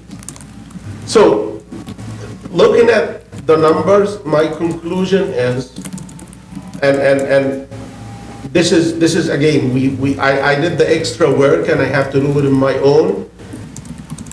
Eliminating all the exaggerations, all the numbers that are like double or triple considered, I believe the environmental hardship on this project does not exceed 1 million. And my opinion is that an as-of-right size project, a project that's similar in bulk to the as-of-right, without any floor area waiver, without the double FA waiver, could be a very feasible and rewarding project for this. My With the opinion is use just, waiver. Yes. yes, I'm asking them to please modify your project, remove the waiver for the floor area, and just submit to us a project that's as of right size with a use waiver. If we dig deeper in this case, like I said in the beginning, I didn't ask for the geotech for the 4 borings that were submitted, this submission, but I'm glad that they did 4 borings inside the site. If you look at the environmental aspects, my impression before these 4 borings was that the environmental contamination is giving them hardship. Now, after these borings, I believe the environmental work is gonna be given some hardship, and in the meantime, it's gonna be helping them to optimize the foundation system. Previously, this site was, I understood it like it needs just shallow foundation. But with these 4 borings in hand, even if you don't have the contamination, you need pile foundation system. If you consider the contamination and you consider that you're gonna dig 18 feet and you're gonna put clean gravel in place. If you want to build an as-of-right size building, it could be built on shallow foundation if it's well engineered from the foundation perspective. That means that doing the environmental work is not just an add cost, but it will eliminate piling cost as well, because it's going to help switch from pile foundation system to a shallow foundation. And the reason is that they found fill Exactly. down And to the reason- 22 feet. Thank you. And the Right. reason for that is they found fill material all the way down, I believe, to either 18 or 20 feet. Fill material by the code, it's alphabetics of the New York City Building Code. It's not suitable for placing shallow foundation system on. So let's say this site doesn't have any environmental contamination in it, and you want to build on this side and you want to put a cellar. Actually, you either have to install piles or do ground improvement or dig down to whatever, 18, 20 feet and put your building in after you put gravel or structural. This is very close to what they are doing with the environmental cleanup. So again, I'm asking them, please, let's move this case forward and submit to us an as-of-right size building with just a use waiver.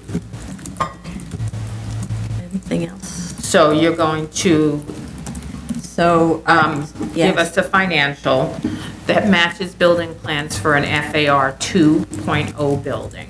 And when you're doing that, please bear in mind all the comments that were made about the residential rents that I made back last January.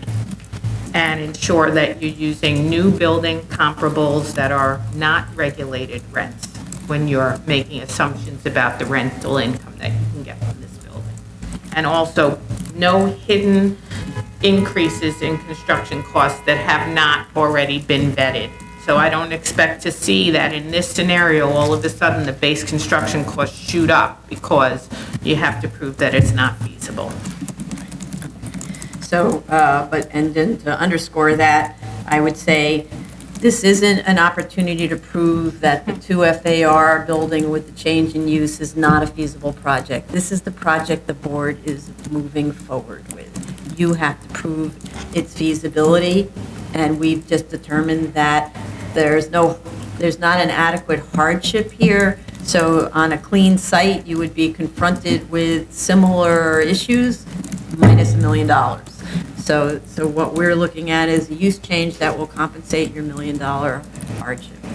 And by the way, one more thing, and again, this is really frustrating. When you look at the construction cost as submitted back in September, and we have comments regarding this, and I look at the submission this time and no submission, and I look at the concrete for the foundation, flat plate structure for concrete, and I take the cubic yardage, 1,190, I guess, if I recall the number. And I take this number and I assume that they have mat foundation, like they claim they need. And I take this divided by the footprint of the site, and I get 10 feet thick mat. That doesn't make you feel well. 10 feet thick mat for a building that's 4 or 6 story building? Come on, guys. So, I noticed that Commissioner Shabat in the beginning commented on one of the cases saying that the applicant need to make his argument. Same thing for me. You have to make your argument in the construction cost so I can see what you mean. Every construction cost estimate I get so far, I keep like thinking about different scenarios. Yeah, what 1,190 cubic yard for concrete?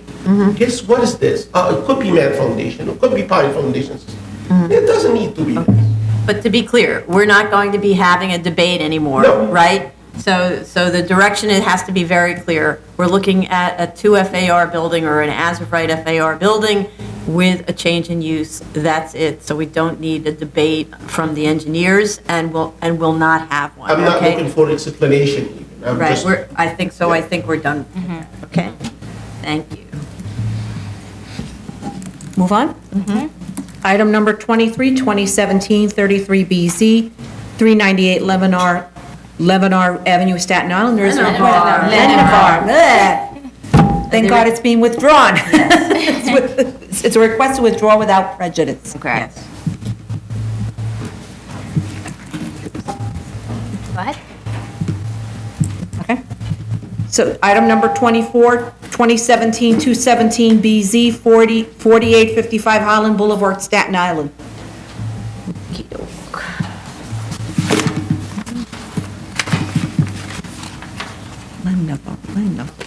The applicant responded to the board's concern that the lowest level of the building is a basement and not a cellar, which would then count as floor area and impede the board from acting on this case since the total floor area for an ambulatory care facility would exceed the maximum permitted by the special permit. The explanation is that although the cellar floor is at elevation 18.6, and the first floor is at 28.54. The lowest level is not a cellar because the mechanical equipment running under the first floor slab is a 3-foot deep plenum, which is dropping the hung ceiling level to 26.6, leaving only 2 feet above the base plane. So they're using a 3-foot thick plenum to say that that's the underside of the ceiling. I'm really not comfortable with this interpretation, particularly because the existing drawings show the average grade at 23.6 and the proposed is 24.43. So they've changed average grade also, and I don't understand how you can do that. And the first floor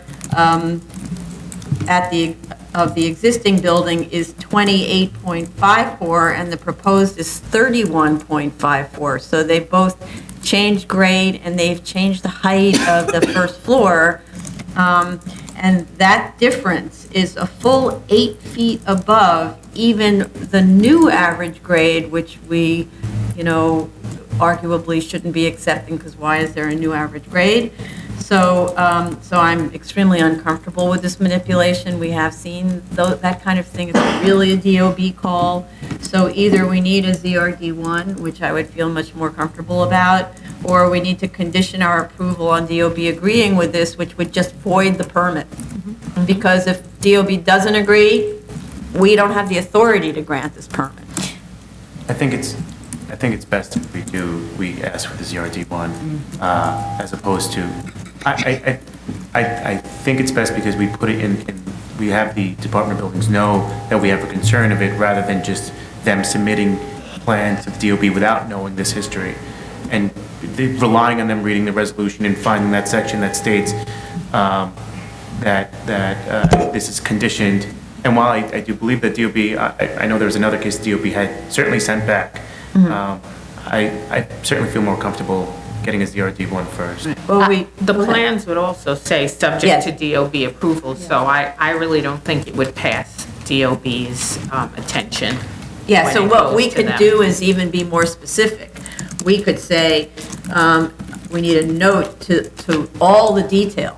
Prior average curb height was this, proposed is this, prior floor to ceiling height above grade was this, now it's this, there's a 3-foot plenum being hung, and we are measuring the cellar as this, right? We could actually ask them to put all of that information on the drawing. One of the reasons that I'm suggesting, sorry, I seem to be having a little computer moment. But one of the reasons that I'm suggesting doing it this way is this has been in hearings for a really long time, and I do think that the owner has been working with us. At the beginning, we were pretty frustrated because the owner was coming back with the same project over and over again, and we threatened to dismiss or to vote on and close and vote. But the project changed dramatically in response to our concerns, and so it kind of depends on what else there is out there, if there's other open issues, but I'm trying not to, Keep this in. I kind of try to be sort of sensitive to the property owner who's really having a hard time apparently with the rate of our review, right? So, because it is a property owner who's operating a business right now, right? I think based on the action that is before us, I was very satisfied with the new set of findings that they have provided. They've been very thorough. And as you mentioned, they have revised the plan significantly and have provided a lot more open space and landscaped area. And those are the things that go towards our findings.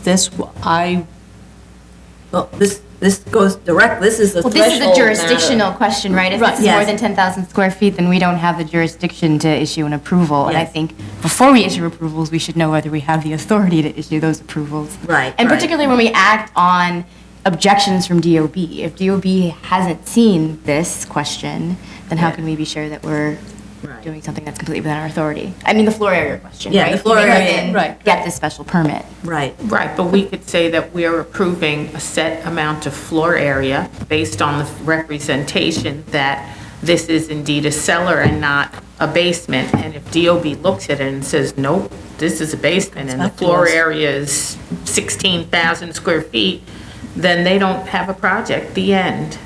I You appreciate. know, and that's it. And then at least they're off of our calendar and at least moving to the second stage. Who knows? Maybe they can make the case to DOB why this is a cellar, and ultimately DOB is the determinant of that. That's a building code issue. well, another option is we could contact DOB directly. We often are, this is Staten Island, right? Yes. Yeah, we're often in contact with the Borough Commissioner in Staten Island, kind of an easy connection. Okay. So maybe what we could do is either reach out today or, put it on for very soon, where this simple question just gets asked directly by us as opposed to Okay. the applicant, because we know what all of our concerns Yes. are. Because I do appreciate our council's concern that we're voting on something where we don't even know if we have the authority, right? And I raised the subject of the change from a cellar to a basement at the last hearing, and then there was sort of a scramble to respond because they realized, uh-oh. And this thing about dropping a plenum is a very common attempt to deal with this, and I have no idea whether DOB considers a plenum. The definition of the below grade is measured from floor to ceiling. But I don't know that the assumption was that you would make a ceiling, basically 4 feet thick. Because that's what it is. It's a 3-foot plenum plus a foot of structure. So, okay, so maybe we'll try to outreach. Also, just to pick up the others, the parking study assumes an expansion of 4,300 square feet. No outside dimensions or floor area calculations per floor are shown on the plans. So we can't verify this, and they really do need to provide because the floor area increase is obviously critical in this question. In the gross square footage, the existing building is 7,600 square feet, which is based on the 50 by 76 rectangular footprint, which doesn't include, there's a little semicircular addition on the front. So the architect got the number of 7,000 square feet, and I can't imagine how, when you do the simple brute math, you get 7,600 square feet. So the parking study may be assuming the incorrect numbers. And so then arguably the total amount of occupiable floor space is 11,900 square feet, which is what the parking study should take into account. We also didn't get any backup material for the parking study. It concludes that current peak demand is 15 spaces and future demand will increase by 8 spaces, and that there's plenty of on-street parking during peak hours, but they didn't give us a parking on-street parking analysis. Again, it's conclusory. It also doesn't discuss whether there will be a change in operations that may affect trip generation, because when the doctor gave testimony, we learned there was kind of a difference in what's going on now from what's proposed. So there may be more, for instance, laboratory area that doesn't generate patient load. That's one lab technician kind of thing. So a realistic analysis of who's in there might help the parking study.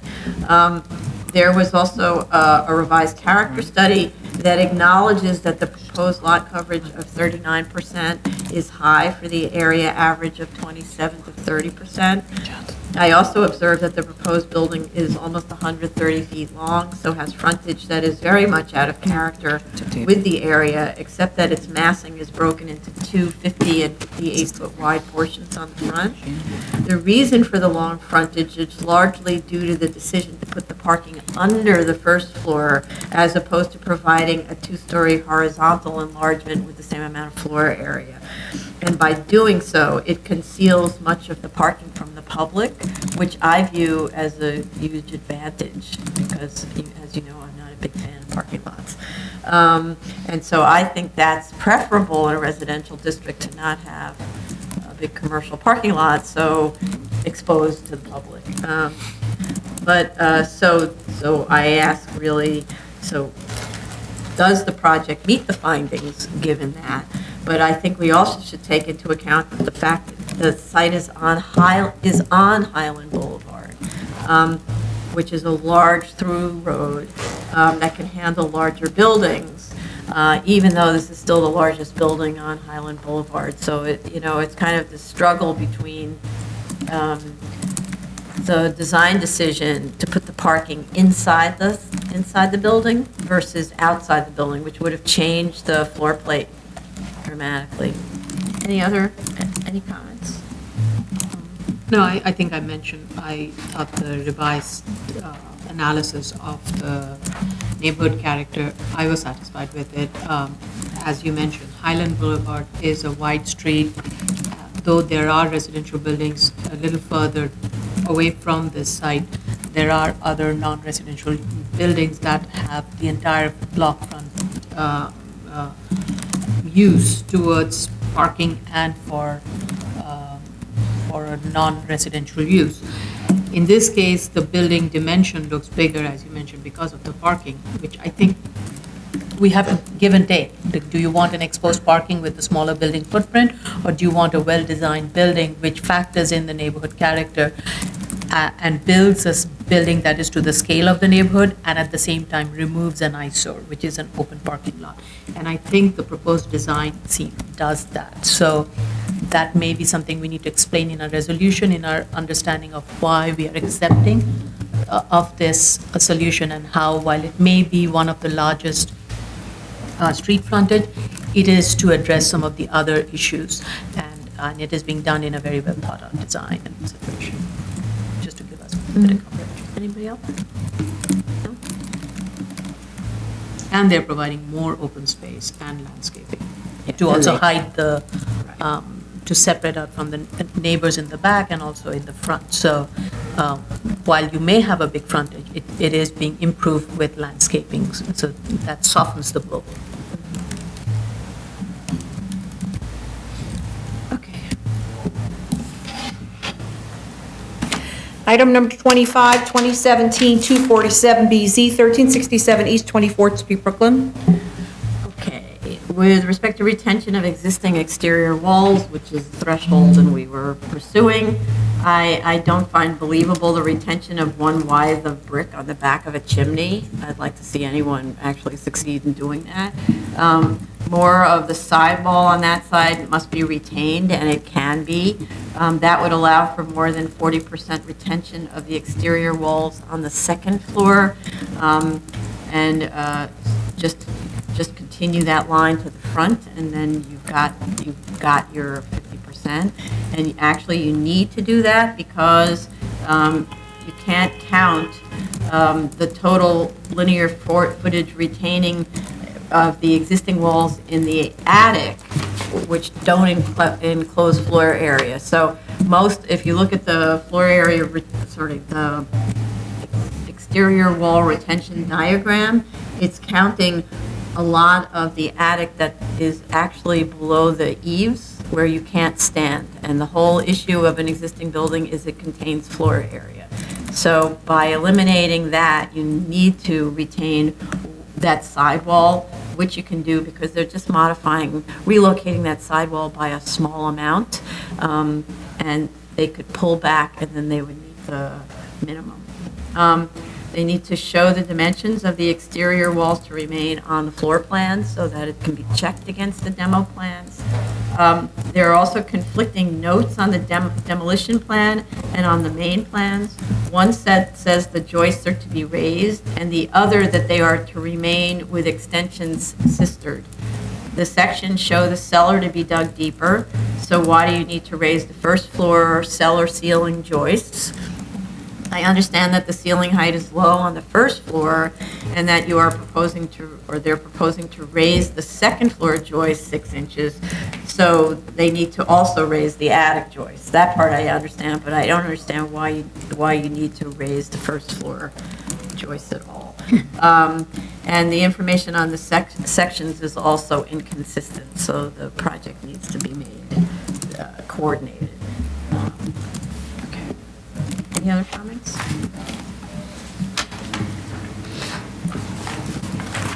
Item number 26, 2017-288BZ, 7-10 Whitestone Expressway, Queens.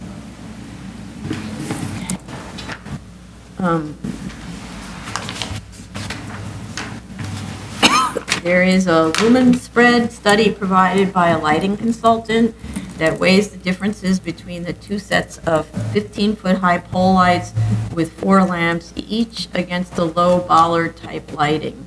It concludes that the lumen intensity of the bollards would be higher than that of the pole lights with greater roof reflectivity. The study doesn't take into account glare or what's known as urban sky glow. We now have a detailed landscaping plan showing 12-foot-high densely spaced evergreens with lower scale vegetation in front. The north elevation is now proposed to be clad in green screen to allow ivy growth that will conceal the parking and the glow on the lower floors. I'm wondering why not just extend the screen to cut off the glow of the pole lights if the pole lights are the way to go. Of course, in this planting version, the neighbors will need to be patient, and it will take some years before their vegetation reaches the level of concealment they are after. So the shrubs are being installed at I think it's 6 feet, maybe it's more, 12 feet maybe? Yeah, 12 feet, but the idea is that they're going to grow to 30 feet, but that takes years and years.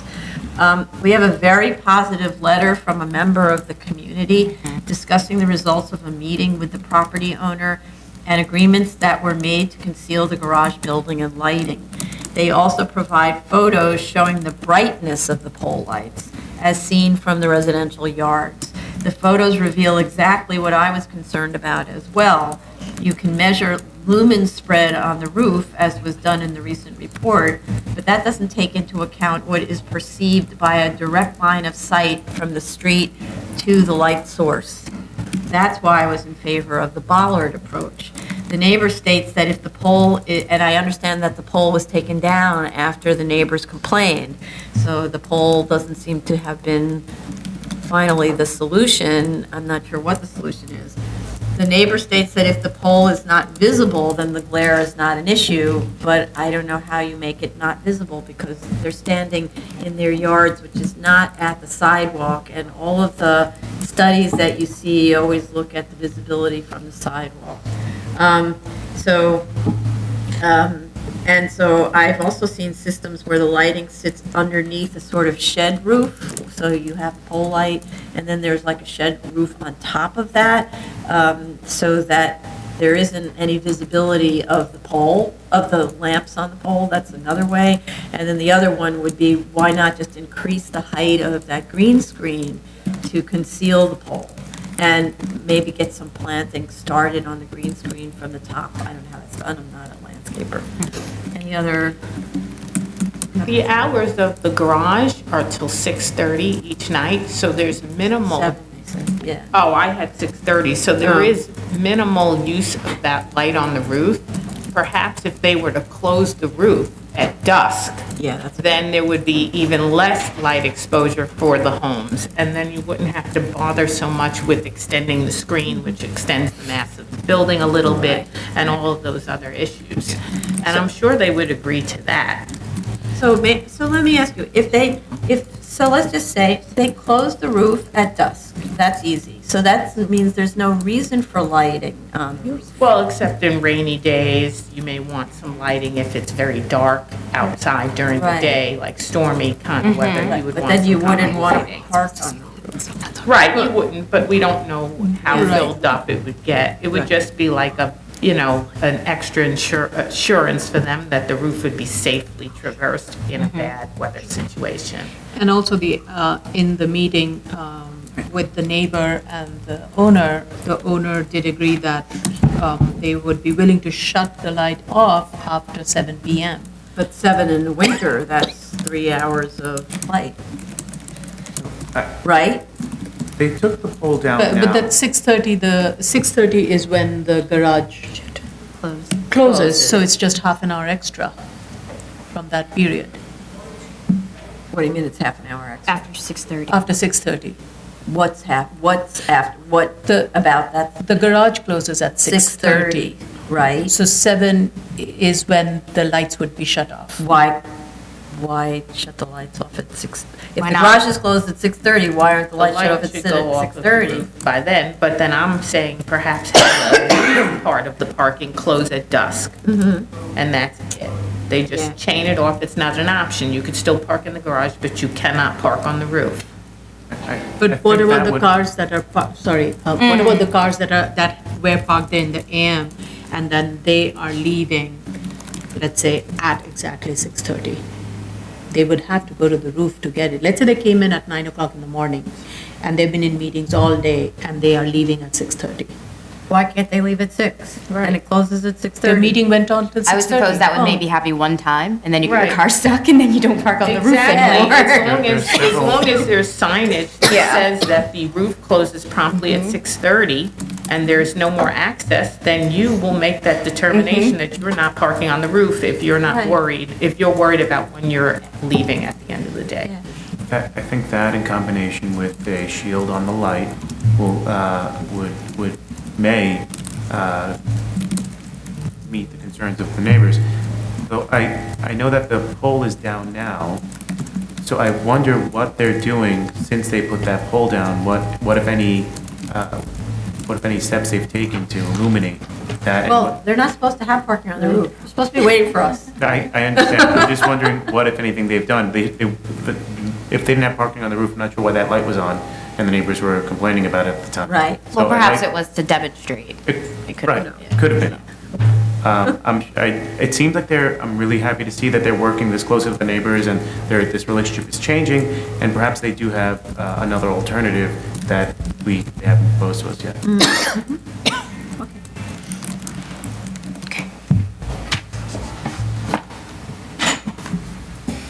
Item number 27, 2017-295BZ, 128 West 26th Street, Manhattan. Hey, I think the main issue we had with this application was viewing uniqueness as a 25 by 99 vacant lot. That's what the instruction was, look at it now as a vacant lot, and whether the claimed costs associated with the narrow lot size are supportable. That's really all, right? The 1,000-foot area map shows this site is the only 25 by 100 vacant lot that is not held in common ownership with an adjacent lot, so I think they've proven uniqueness. Right, but they did not then go on to talk about what that means for the site. And although it's intuitive to us because we've been here for so long, they need to articulate that in the statement and say that a narrow lot means constricted floor plates for manufacturing and office, which is not desirable. It could be considered like obsolete even before it's built. So they need to flesh out their statement with that. And I think I think they need to take out anything that has to do with the disaster next door. Yeah, Yep, yes, I agree with that. because they still talking about the structure. Yeah, Right. the it's statement still reads like really that is still resting in- on that. Don't And you? then, by the way, this is also a narrow vacant lot. It should just be, this is a narrow vacant lot. It is the only one within 1,000 square feet that is not co-located or located adjacent to another vacant lot that is either in its ownership or could be combined for development. The end. Yes. And then this means that if we were to construct an as-of-right building, that building would be suffering because the floor plates that are needed for manufacturing or office would not be able to be achieved in this situation. Right, And right. then the financials could follow that. And I just want to ask also, because it's sort of just begs the question, the as-of-right, which now has to be an office building because there's no such thing as an as-of-right hotel anymore in these districts, you could argue that what's creating the infeasibility of an office building is actually that required setback that starts at the 6th floor. So I think they should be looking at the lesser variance, which is you don't give a use waiver, you give the setback waiver, which adds 500, so this is how simple it is. It adds 500 square feet times a floor area, a rentable floor area times 8 additional floors. And, you know, you can certainly talk about the narrowness and how inefficient the floors are because of the size of the elevator and the stairs, but nonetheless, you have 500 more rentable square feet. Does that overcome, I think it's a loss of 11%? No, that's a good point. So just to say, does that overcome the 11% loss by adding 500 times 8 floors, 500 square feet times 8 floors, and is therefore the lesser variance a viable option? That simple, then it just sort of finishes that. We're not at the 11% yet, because that financials are not final. Okay, whatever the actual as-of-right loss is, okay. And just to finish up on my comments, neighborhood character I don't think was particularly an issue because we have tall buildings right there. And they did remove these strange projections from the front facade, which didn't appear to fit within neighborhood character. They didn't show the finished materials on the facade. They need to show them. And I don't know what the status of the air quality, noise, and Phase 2 review was on this. Open. Still open. Okay. Then I had some financial questions. Some of my questions from the previous hearing were not answered. So they did look at the site value comparables, and they provided proof that they were just development sales, vacant land sales, even though they had some manner of building on them, by showing us the demo permits that showed that either shortly before or shortly after the sale, the buildings were actually demolished, and I accept that. I asked them to take the asking price out of the residential sales prices. They did not do that, so that's still in there. And also, they make downward adjustments for ceiling height, amenities, and units in the building. However, they don't flesh out each comparable in terms of its amenities. So you don't know whether or not they're making the right assumption or not. Also, all of their sales are on lower floors, and while their stacking plan is centered around the average that you get from that, my thought is why not use higher floor comparables to just get a better idea of how the increases go for the higher floors as a check on your assumption, because I'm not sure. I think they might still be undercutting the proposed value for those. And also, I had made a statement about including outdoor space into the value of the condos, and they said that they included it in the stacking plan, in that they just basically added a column, but the prices all stayed the same.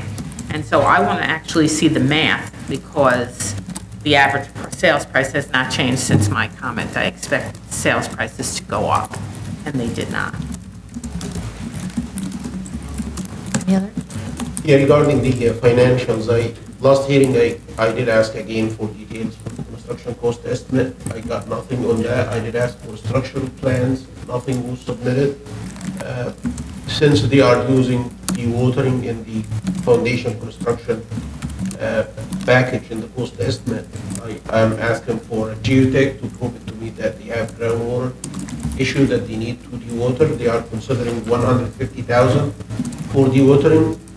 Apart from this, I did look at the quantities and trying to understand. I got an SOE design. Thank you for that. That's what I asked for last hearing. And in the SOE, I see that the street side is now retained using soldier pines and lagging option. I do have two comments on this. Is it possible to use like a slope excavation on that side so we can save the cost for the soldier pines?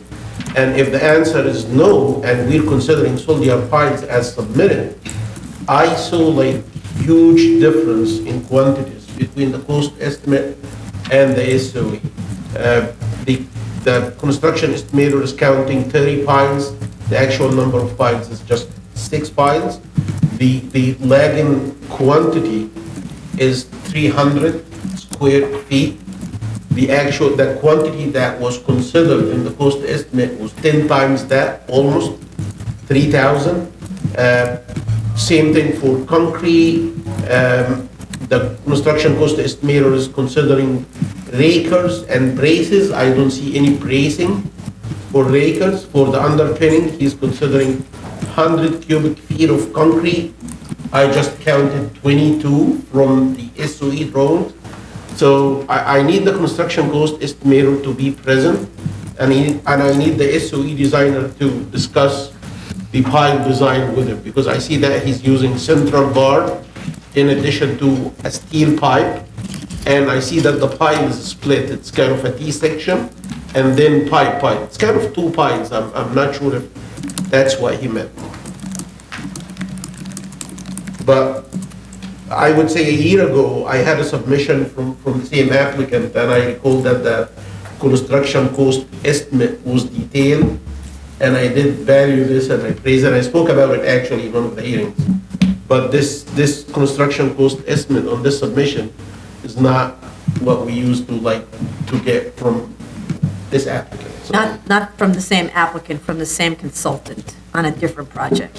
I believe it was the same, yeah. Yeah, same consultant on a different project. Yes. Okay. Okay. There's no Hey. testimony from the public. Okay. Any other comments on this one? No? Item number 28, 2018-42BZ, 1316 36th Street, Brooklyn. Madam Chair, you are recused from this. Indeed.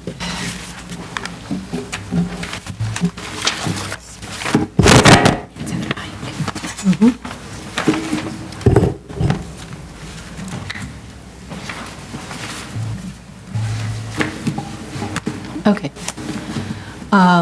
I know at the last hearing, we did raise a lot of questions, and I have to say the applicant has been very, very thorough in its response to all our questions. So given the number of questions we asked, what I would do is I will go through each one of the categories and just ask each of the commissioners if they have something to add to that. So I'll start with the easy one, which is the alternate site considered for the school. This was a question that was raised by Commissioner Otley Brown, and it's one of the basic threshold questions. And I looked at the analysis. They did fill in more information about the 13 sites. 8 of those are in zoning districts where use group 3 would be permitted, but the sizes were not adequate. I just want to make sure if all of you are in agreement, especially Commissioner. I have no additional questions regarding that. Okay. So moving on to the next one, which is with regards to programmatic need. Most of the questions that we had raised was related to the programmatic need, and that is the driving factor for the waivers. The applicant has provided very detailed utilization chart for sanctuary space, for the auditorium space, for the classrooms, specialty rooms, and that definitely helps in understanding the need for the spaces. And they have provided weekly schedules by grade and the use of the specialty rooms and the recreation room. I do have questions with regards to the recreation area, and I will get back to it shortly because it falls in another category. We did have questions with the, oh, sorry, I'm not following my own rule. Is everybody okay with the overall programmatic? Okay. All right. With regards to the non-simultaneous occupancy of the sanctuary space and the auditorium space, the applicant had mentioned that during after-school hours, and they did provide a very detailed chart as to how the sanctuary space would be, and the auditorium space would be used after school by a use group 4, which is an as-of-right use, a house of worship, a synagogue, and how the synagogue would use this space. And they provided a very detailed chart to that effect, and also indicated in the plan, a note has been added to the plan that that the sanctuary space, the auditorium space, quote, may also be used as a use group for house of worship Sunday through Thursday, 7 p.m. to 11 p.m., and Friday, 4 p.m. To Sunday, 7 a.m., and on Jewish holidays when school is closed. Should this be granted, I would make that part of the condition also. Is that, okay, all right. We also had some questions with regards to the secured access. They did provide details on that. I have a couple of questions. So from the plans, there are 4 set of stairs. Stairs 1, 2, 3, 4 are the ones that are going to be primarily used by the school, and it's connecting the school pretty much all throughout. And the others kind of fall off on the lower floors. So my question was, which of those stairs are going to be primarily used for internal circulation within, by the school faculty, by the school students from second floor and above? And my reason for asking that question is there are some set of stairs that would access the auditorium directly. Will it be stair number 1 and it seems that stair number 3 would be used by the visitors also when there are, let's say, science fairs or other programs that would be attended by the parents or family members, and they will also come to the school when the school is in session. So this goes to the question of separating students from non-student members who are coming from outside and how that would be secured. And is there any controlled access to certain lower, to some of the lower floors where students do not have to access, like the mezzanine floor? Doesn't really have any use that would be related to the, that would be of any use for the students. So will then access be prevented? So I just want some clarity on those things, and then maybe they should provide a plan indicating those clarification as to where the access and how those would be controlled. Anything I missed? Anything that? I found the security conversation to be quite detailed. I'm satisfied with it. Okay. So I think if the applicant tomorrow can clarify that, that would be very helpful, the questions just I had. They also went through quite a bit of detail with regards to, I know I had asked that question about the courtroom design, the number of restroom spaces, and the gross square foot per student for the classroom sizes. I was satisfied with those responses. Okay, I'm here seeing nodding. All the commissioners are nodding. This is moving along swimmingly. With regards to the classroom utilization by grades, as I said, it has been very clearly provided. I had questions with regards to the recreation area. So just so we are clear, there are 4 recreation areas. I'm not counting the swimming pool, I'm just counting the recreation areas as gym, which has a 409 student capacity, a play roof area, which has a 603 student capacity, lower grade, outer grade, the lower grade outdoor play deck, which has 409 student capacity, and lower grade indoor play area, which has 298 student capacity. So grades 1 through 4 use the lower deck and the indoor play area, and 5th grades and onwards use the gym and the play roof area. So my reason I'm focusing on that is, my questions are that though the two grade, and based on the schedule provided, 2 grades will be scheduled to use the play area at the same time, but they're not using the same play area. So one grade would use, let's say if we take grades 1 and 2, they would use, one grade would use the lower outdoor play area, while grade 2 will use during that same period from, let's say, 10 to 11, I'm just throwing a number out there, will use the indoor play area. And next day, it would reverse. However, based on the projected growth chart, maximum occupancy need for the lower grade is projected to be 217 students for grade 1 and 188 students for upper grades, which is 5th grade. So all the play areas are designed to hold more than the maximum projected growth rate. And the gym has a capacity of 409, whereas the class that would have the most number of students is the 5th grade, which is 188 students. So with those in mind, I would like the applicant to clarify why the gym footprint has to be what it is. Can it not be reduced? Because that would reduce some of the waivers that is being asked along 36th Street. Similarly, the lower grade deck, and that is designed for almost double the maximum projected growth rate of 217 students for grade 1, which is the biggest number in the lower grade. Can the administrative office be located from the 8th floor to the 2nd floor in the play deck area, and at the same time allow for the play deck to be used? And that can also reduce the waiver along 37th Street. And I would like the applicant to provide justification or an alternate plan.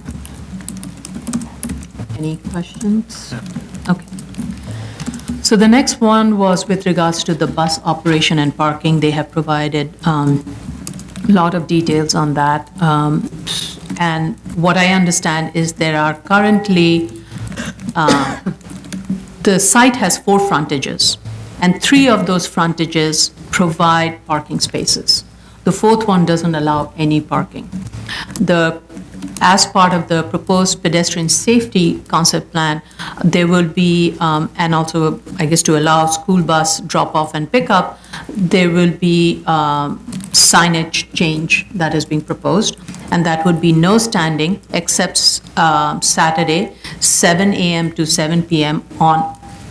And that's the part I'm not clear. Is it along all the 4 frontages, or is it along the 3 frontages where currently legal parking spaces are permitted? And will that mean that 36th Street, is it street or avenue? 36th Street. Oh, okay. Will that become available for bus parking? And or with that signage, if it's being proposed on 36th, will it then allow parking from 7 p.m. to 7 a.m. and bus parking during 7 a.m. to 7 p.m.? It wasn't clear. It's just something I need clarification on, and I want to make sure DOT, is also reviewing it from that context. I see in the file there is a lease term agreement that has been submitted for a location at 110 5th Street for 19 buses. And it starts from September of 2019 and terminates on 2029, I think, with the provision to extend. I believe we are asking the applicant to provide a restrictive deck for the off-street bus parking. Yeah, to be consistent with other 7319s, yes, we're Okay. asking for a restrictive deck. All right. And we can provide the draft restrictive deck to the applicant to provide. Any questions on the bus parking or traffic, transportation? Okay. So I know we still have outstanding issues with regards to SECRA, right? Okay. So the issue, the only thing is the DOT, which they indicated that they may sign off, but then they sent us an email requesting that the applicant provide a commitment letter to close the curb cuts, which they agreed to. Which I guess they had agreed to close the curb cuts, and then DOT has requested that they provide a commitment letter. So is that the only outstanding secret? Yes. But we don't have DOT sign off. Is that We just don't- pending the commitment letter? Well, they have not provided the sign-off letter. Okay. Do we have sign off on air quality, noise, and all of those? Yes. Okay. It's getting cold. Okay, so I have one question based on what I have reviewed of the SECRA analysis. And it ties to the SECRA and the uses that we are approving and something that is as of right. So just bear with me, hear out my logic, my reasoning at least. Which is, for SECRA analysis, a no-build analysis was done which analyzed an as-of-right use group for a 6-story community facility consisting of a synagogue, synagogue accessory, and multipurpose space. And for future build with action, as the proposed project, is the proposed project with school during school hours and non-simultaneous use when the school is not in session as use group for synagogue. DOT determined that the trip generated by the non-simultaneous use of the school synagogue at night and on Saturday will not create much, will not have as much impact, and would not generate that much traffic as a no-build as of right synagogue purposes. So for a conservative analysis, transportation asks, the DOT asked the transportation analysis to assume that the site is vacant, and you're proposing on a vacant site a school. So you're really going from zero to school as opposed to an as of right synagogue use, and the difference between that and the school use. So one thing to bear in mind that in this zoning district, in a C82 zoning district, use group 4, which is a house of worship, a synagogue would be one of them, no parking is required. However, other use groups that are permitted in the C82 do require parking. So I would therefore recommend, and we are not weighing in on the as-of-right use, we are weighing in only on the school that is not permitted in a manufacturing use, in a C8 district as of right, and it requires a special permit. So I would therefore recommend a condition, should the board approve the application, that if any other as-of-right use groups operate on the site as an alternative to the proposed use group or in addition to the use group 4, such uses would be required to comply with the underlying zoning requirements, including parking and loading. I know that this is what would be required by the zoning resolution, but I'm recommending it to be incorporated as a condition to make it explicit for future boards, and that we had heard testimony from public about concerns with regards to parking and traffic in the area, that it is challenging, and to be consistent with the environmental review. So, okay. Okay. Any other comments? Thank you.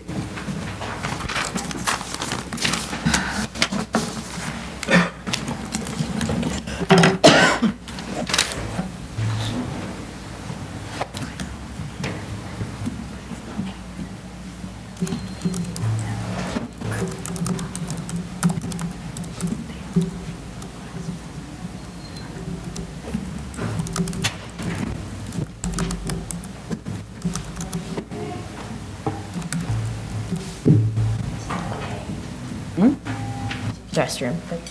Oh, okay. Shall I wait? Yes. Can we take a 2-minute or While we wait 3-minute for the break? chair. Can we take a 3-minute break? Sorry,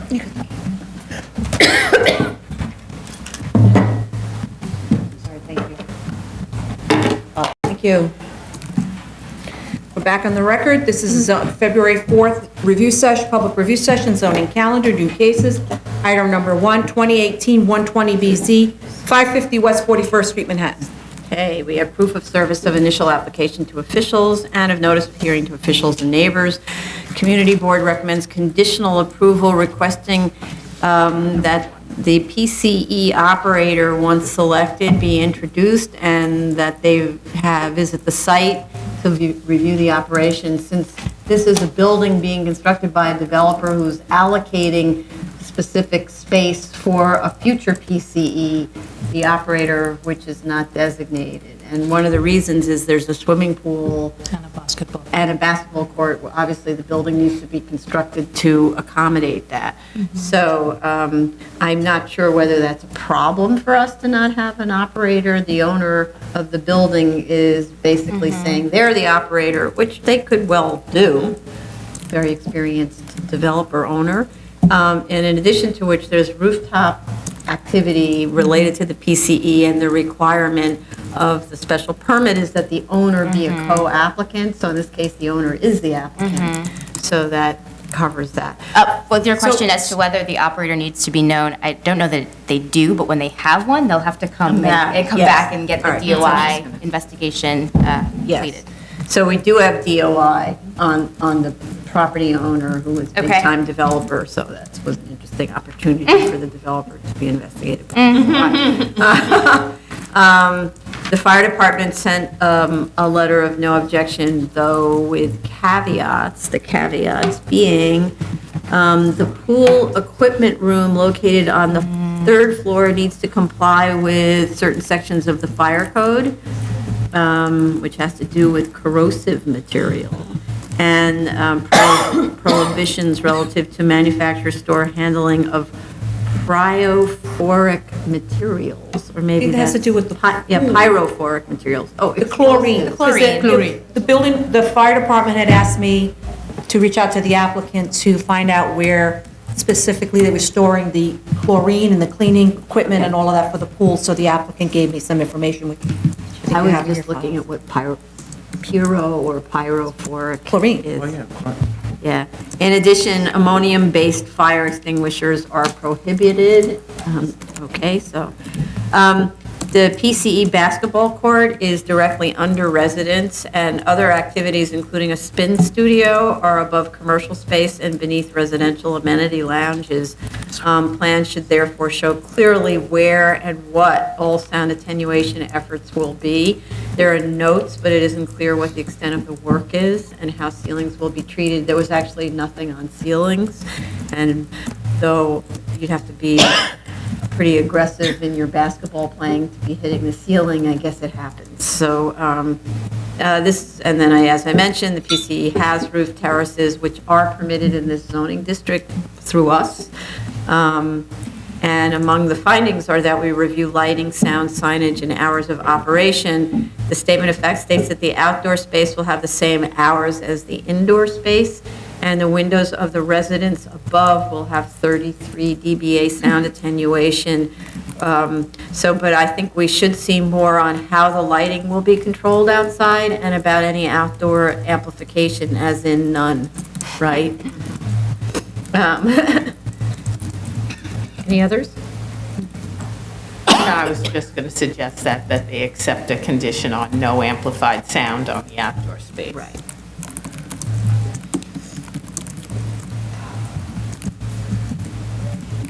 Okay. Tony? No, I was just writing, finishing the note. Item number 2, 2017-231BZ, 765 Pennsylvania Avenue, Brooklyn. We have proof of service of initial application to officials and of notice of hearing to officials and neighbors. Community Board recommends approval. Fire Department issued a letter of no objection on January 2nd. I just want to clarify that the only business on the site, only businesses on the site are the sale of gas and a convenience store, because it was a little unclear in the statement of facts. I kept reading and thinking, is there some kind of service going on? Yeah. And then I looked at the plans, there's no place to do it, so really they should need to clarify there's no service. I was trying to understand the need for the middle curb cut on Pennsylvania Avenue, if they could explain that. Or maybe the commissioners understand better about how you get gas and why you would have a curb cut right in front of the dispenser. There is a storage container that should be removed from the site. They're showing vacuum stations which were not on the previously approved plan and are adjacent to residences, so I think those should be removed or we discuss. The elevation drawings we received were corrupted and blurry, so they should be resubmitted. What they did was they scanned the old drawings and they made changes to them, but something about the scanning blurred them. They should show sound attenuation around the HVAC equipment on the roof. Photos show weeds in the planting beds, so they need to provide better photos and install the planting. The lumen spread has to be 0 at the property line, and we also need photos of all the perimeters inside the site and of the sides of the building. Only kind of street view, Google Street View images were provided. Anybody else? Couple of cleaning up. Statement of fact states a 22-foot high concrete wall. Yes. That's a typo. They need to restripe the parking spaces, at least based on the photos provided and what I see on the Google Street View, it's not. And it doesn't comply with the landscaping from the previous grant, and then shrubs and trees were not provided. The street trees that they were supposed to provide was not, so I think they need to submit an application, so they should provide some document that outreach has been made to that effect. Outreach to the Department of Two parts. We in the past have seen some of the automotive repair or gas stations having a storage container. In those cases, we have asked them to enclose it. Is that something we would ask them to consider as if they cannot justify removal of it? Mm-hmm. That's a question for. The other one was I don't see in the plan indicating anything about the USD, and has there been any replacement of the USD from the previous grant, and if so, have to provide all the necessary documents. Anybody else? In answer to your question about the middle curb cut, in this case, it doesn't look like there's an extra lane past the fueling position over there, and this is I went there, it's pretty busy, this gas station, and so if you're online, if you're at the middle fueling station and you finish before the guy in the first position, you don't have to wait for him. You could just get off using that middle curb cut. Okay. All right, thank you. Anybody else?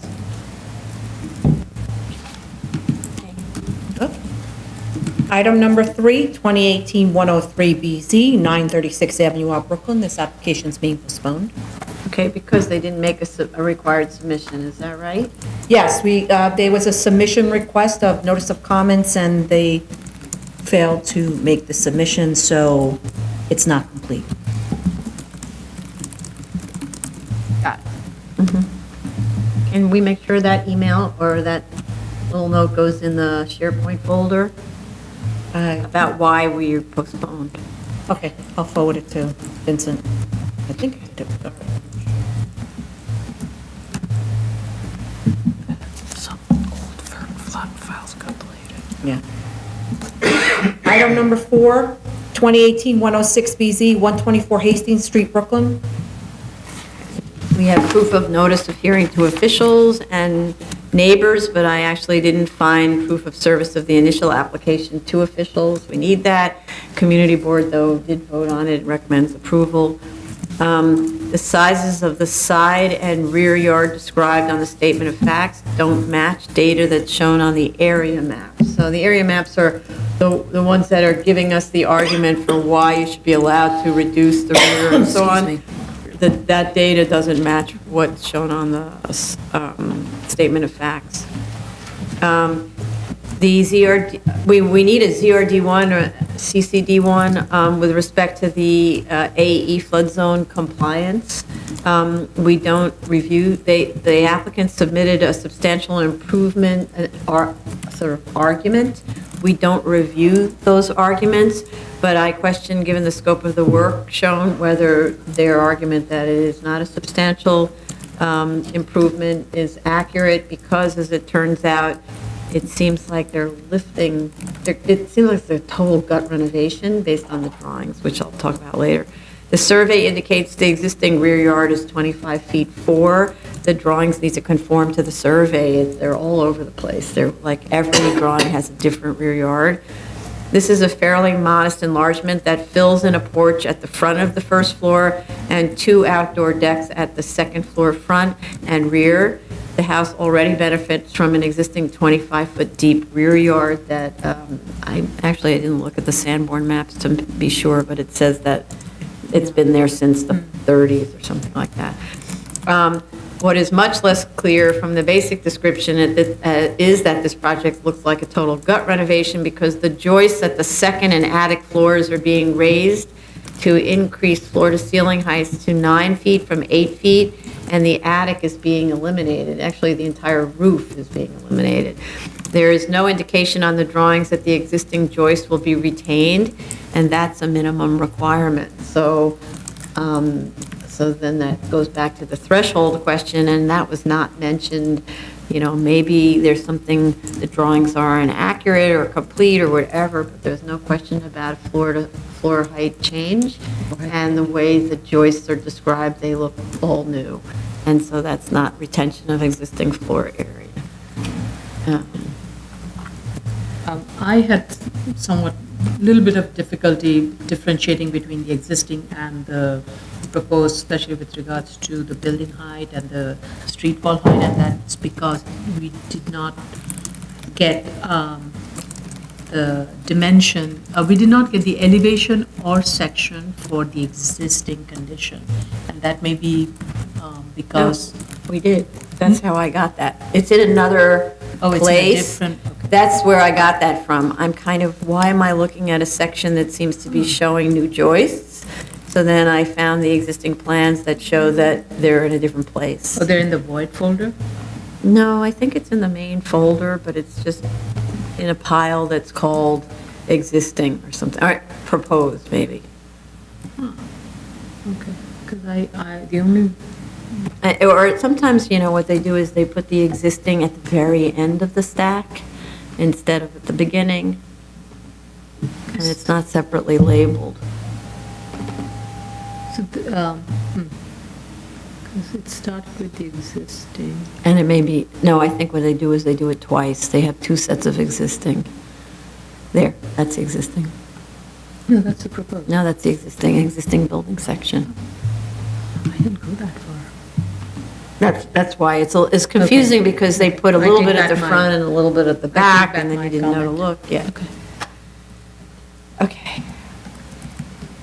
Can we make a request that the applicant put the existing, all the plans, sections and elevation Together in one together, place. whether I- it's in the front or in the back, but at least they're all Yes, together and I not think broken. actually they thought that the first set is related to a different discussion, and then the existing drawings are at the back. So the first drawings at the very front have a different purpose. Right, And that's for why the they broke them down photograph. into so many different little groupings. So, yeah, Okay. okay. Any other comment? No? There's a if you go to proof of hearing notification, there is proof of service, they're the green sheets, but that were stamped out. I don't have the green sheets returned, the green cards returned. They were sent out July 5th, 2018. Okay, so you do have them? I have that they sent out to each of the parties. Okay. Also, I have in my notes that their dimensions often go between feet and inches and decimals. Really? So if they could, that might be also why part of. It was difficult to understand what was being, how much was being retained.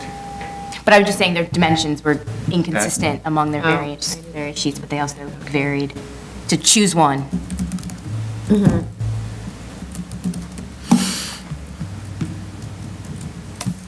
Okay. Okay. Good. Okay. This concludes the public review session for February 4th, 2019. Got it?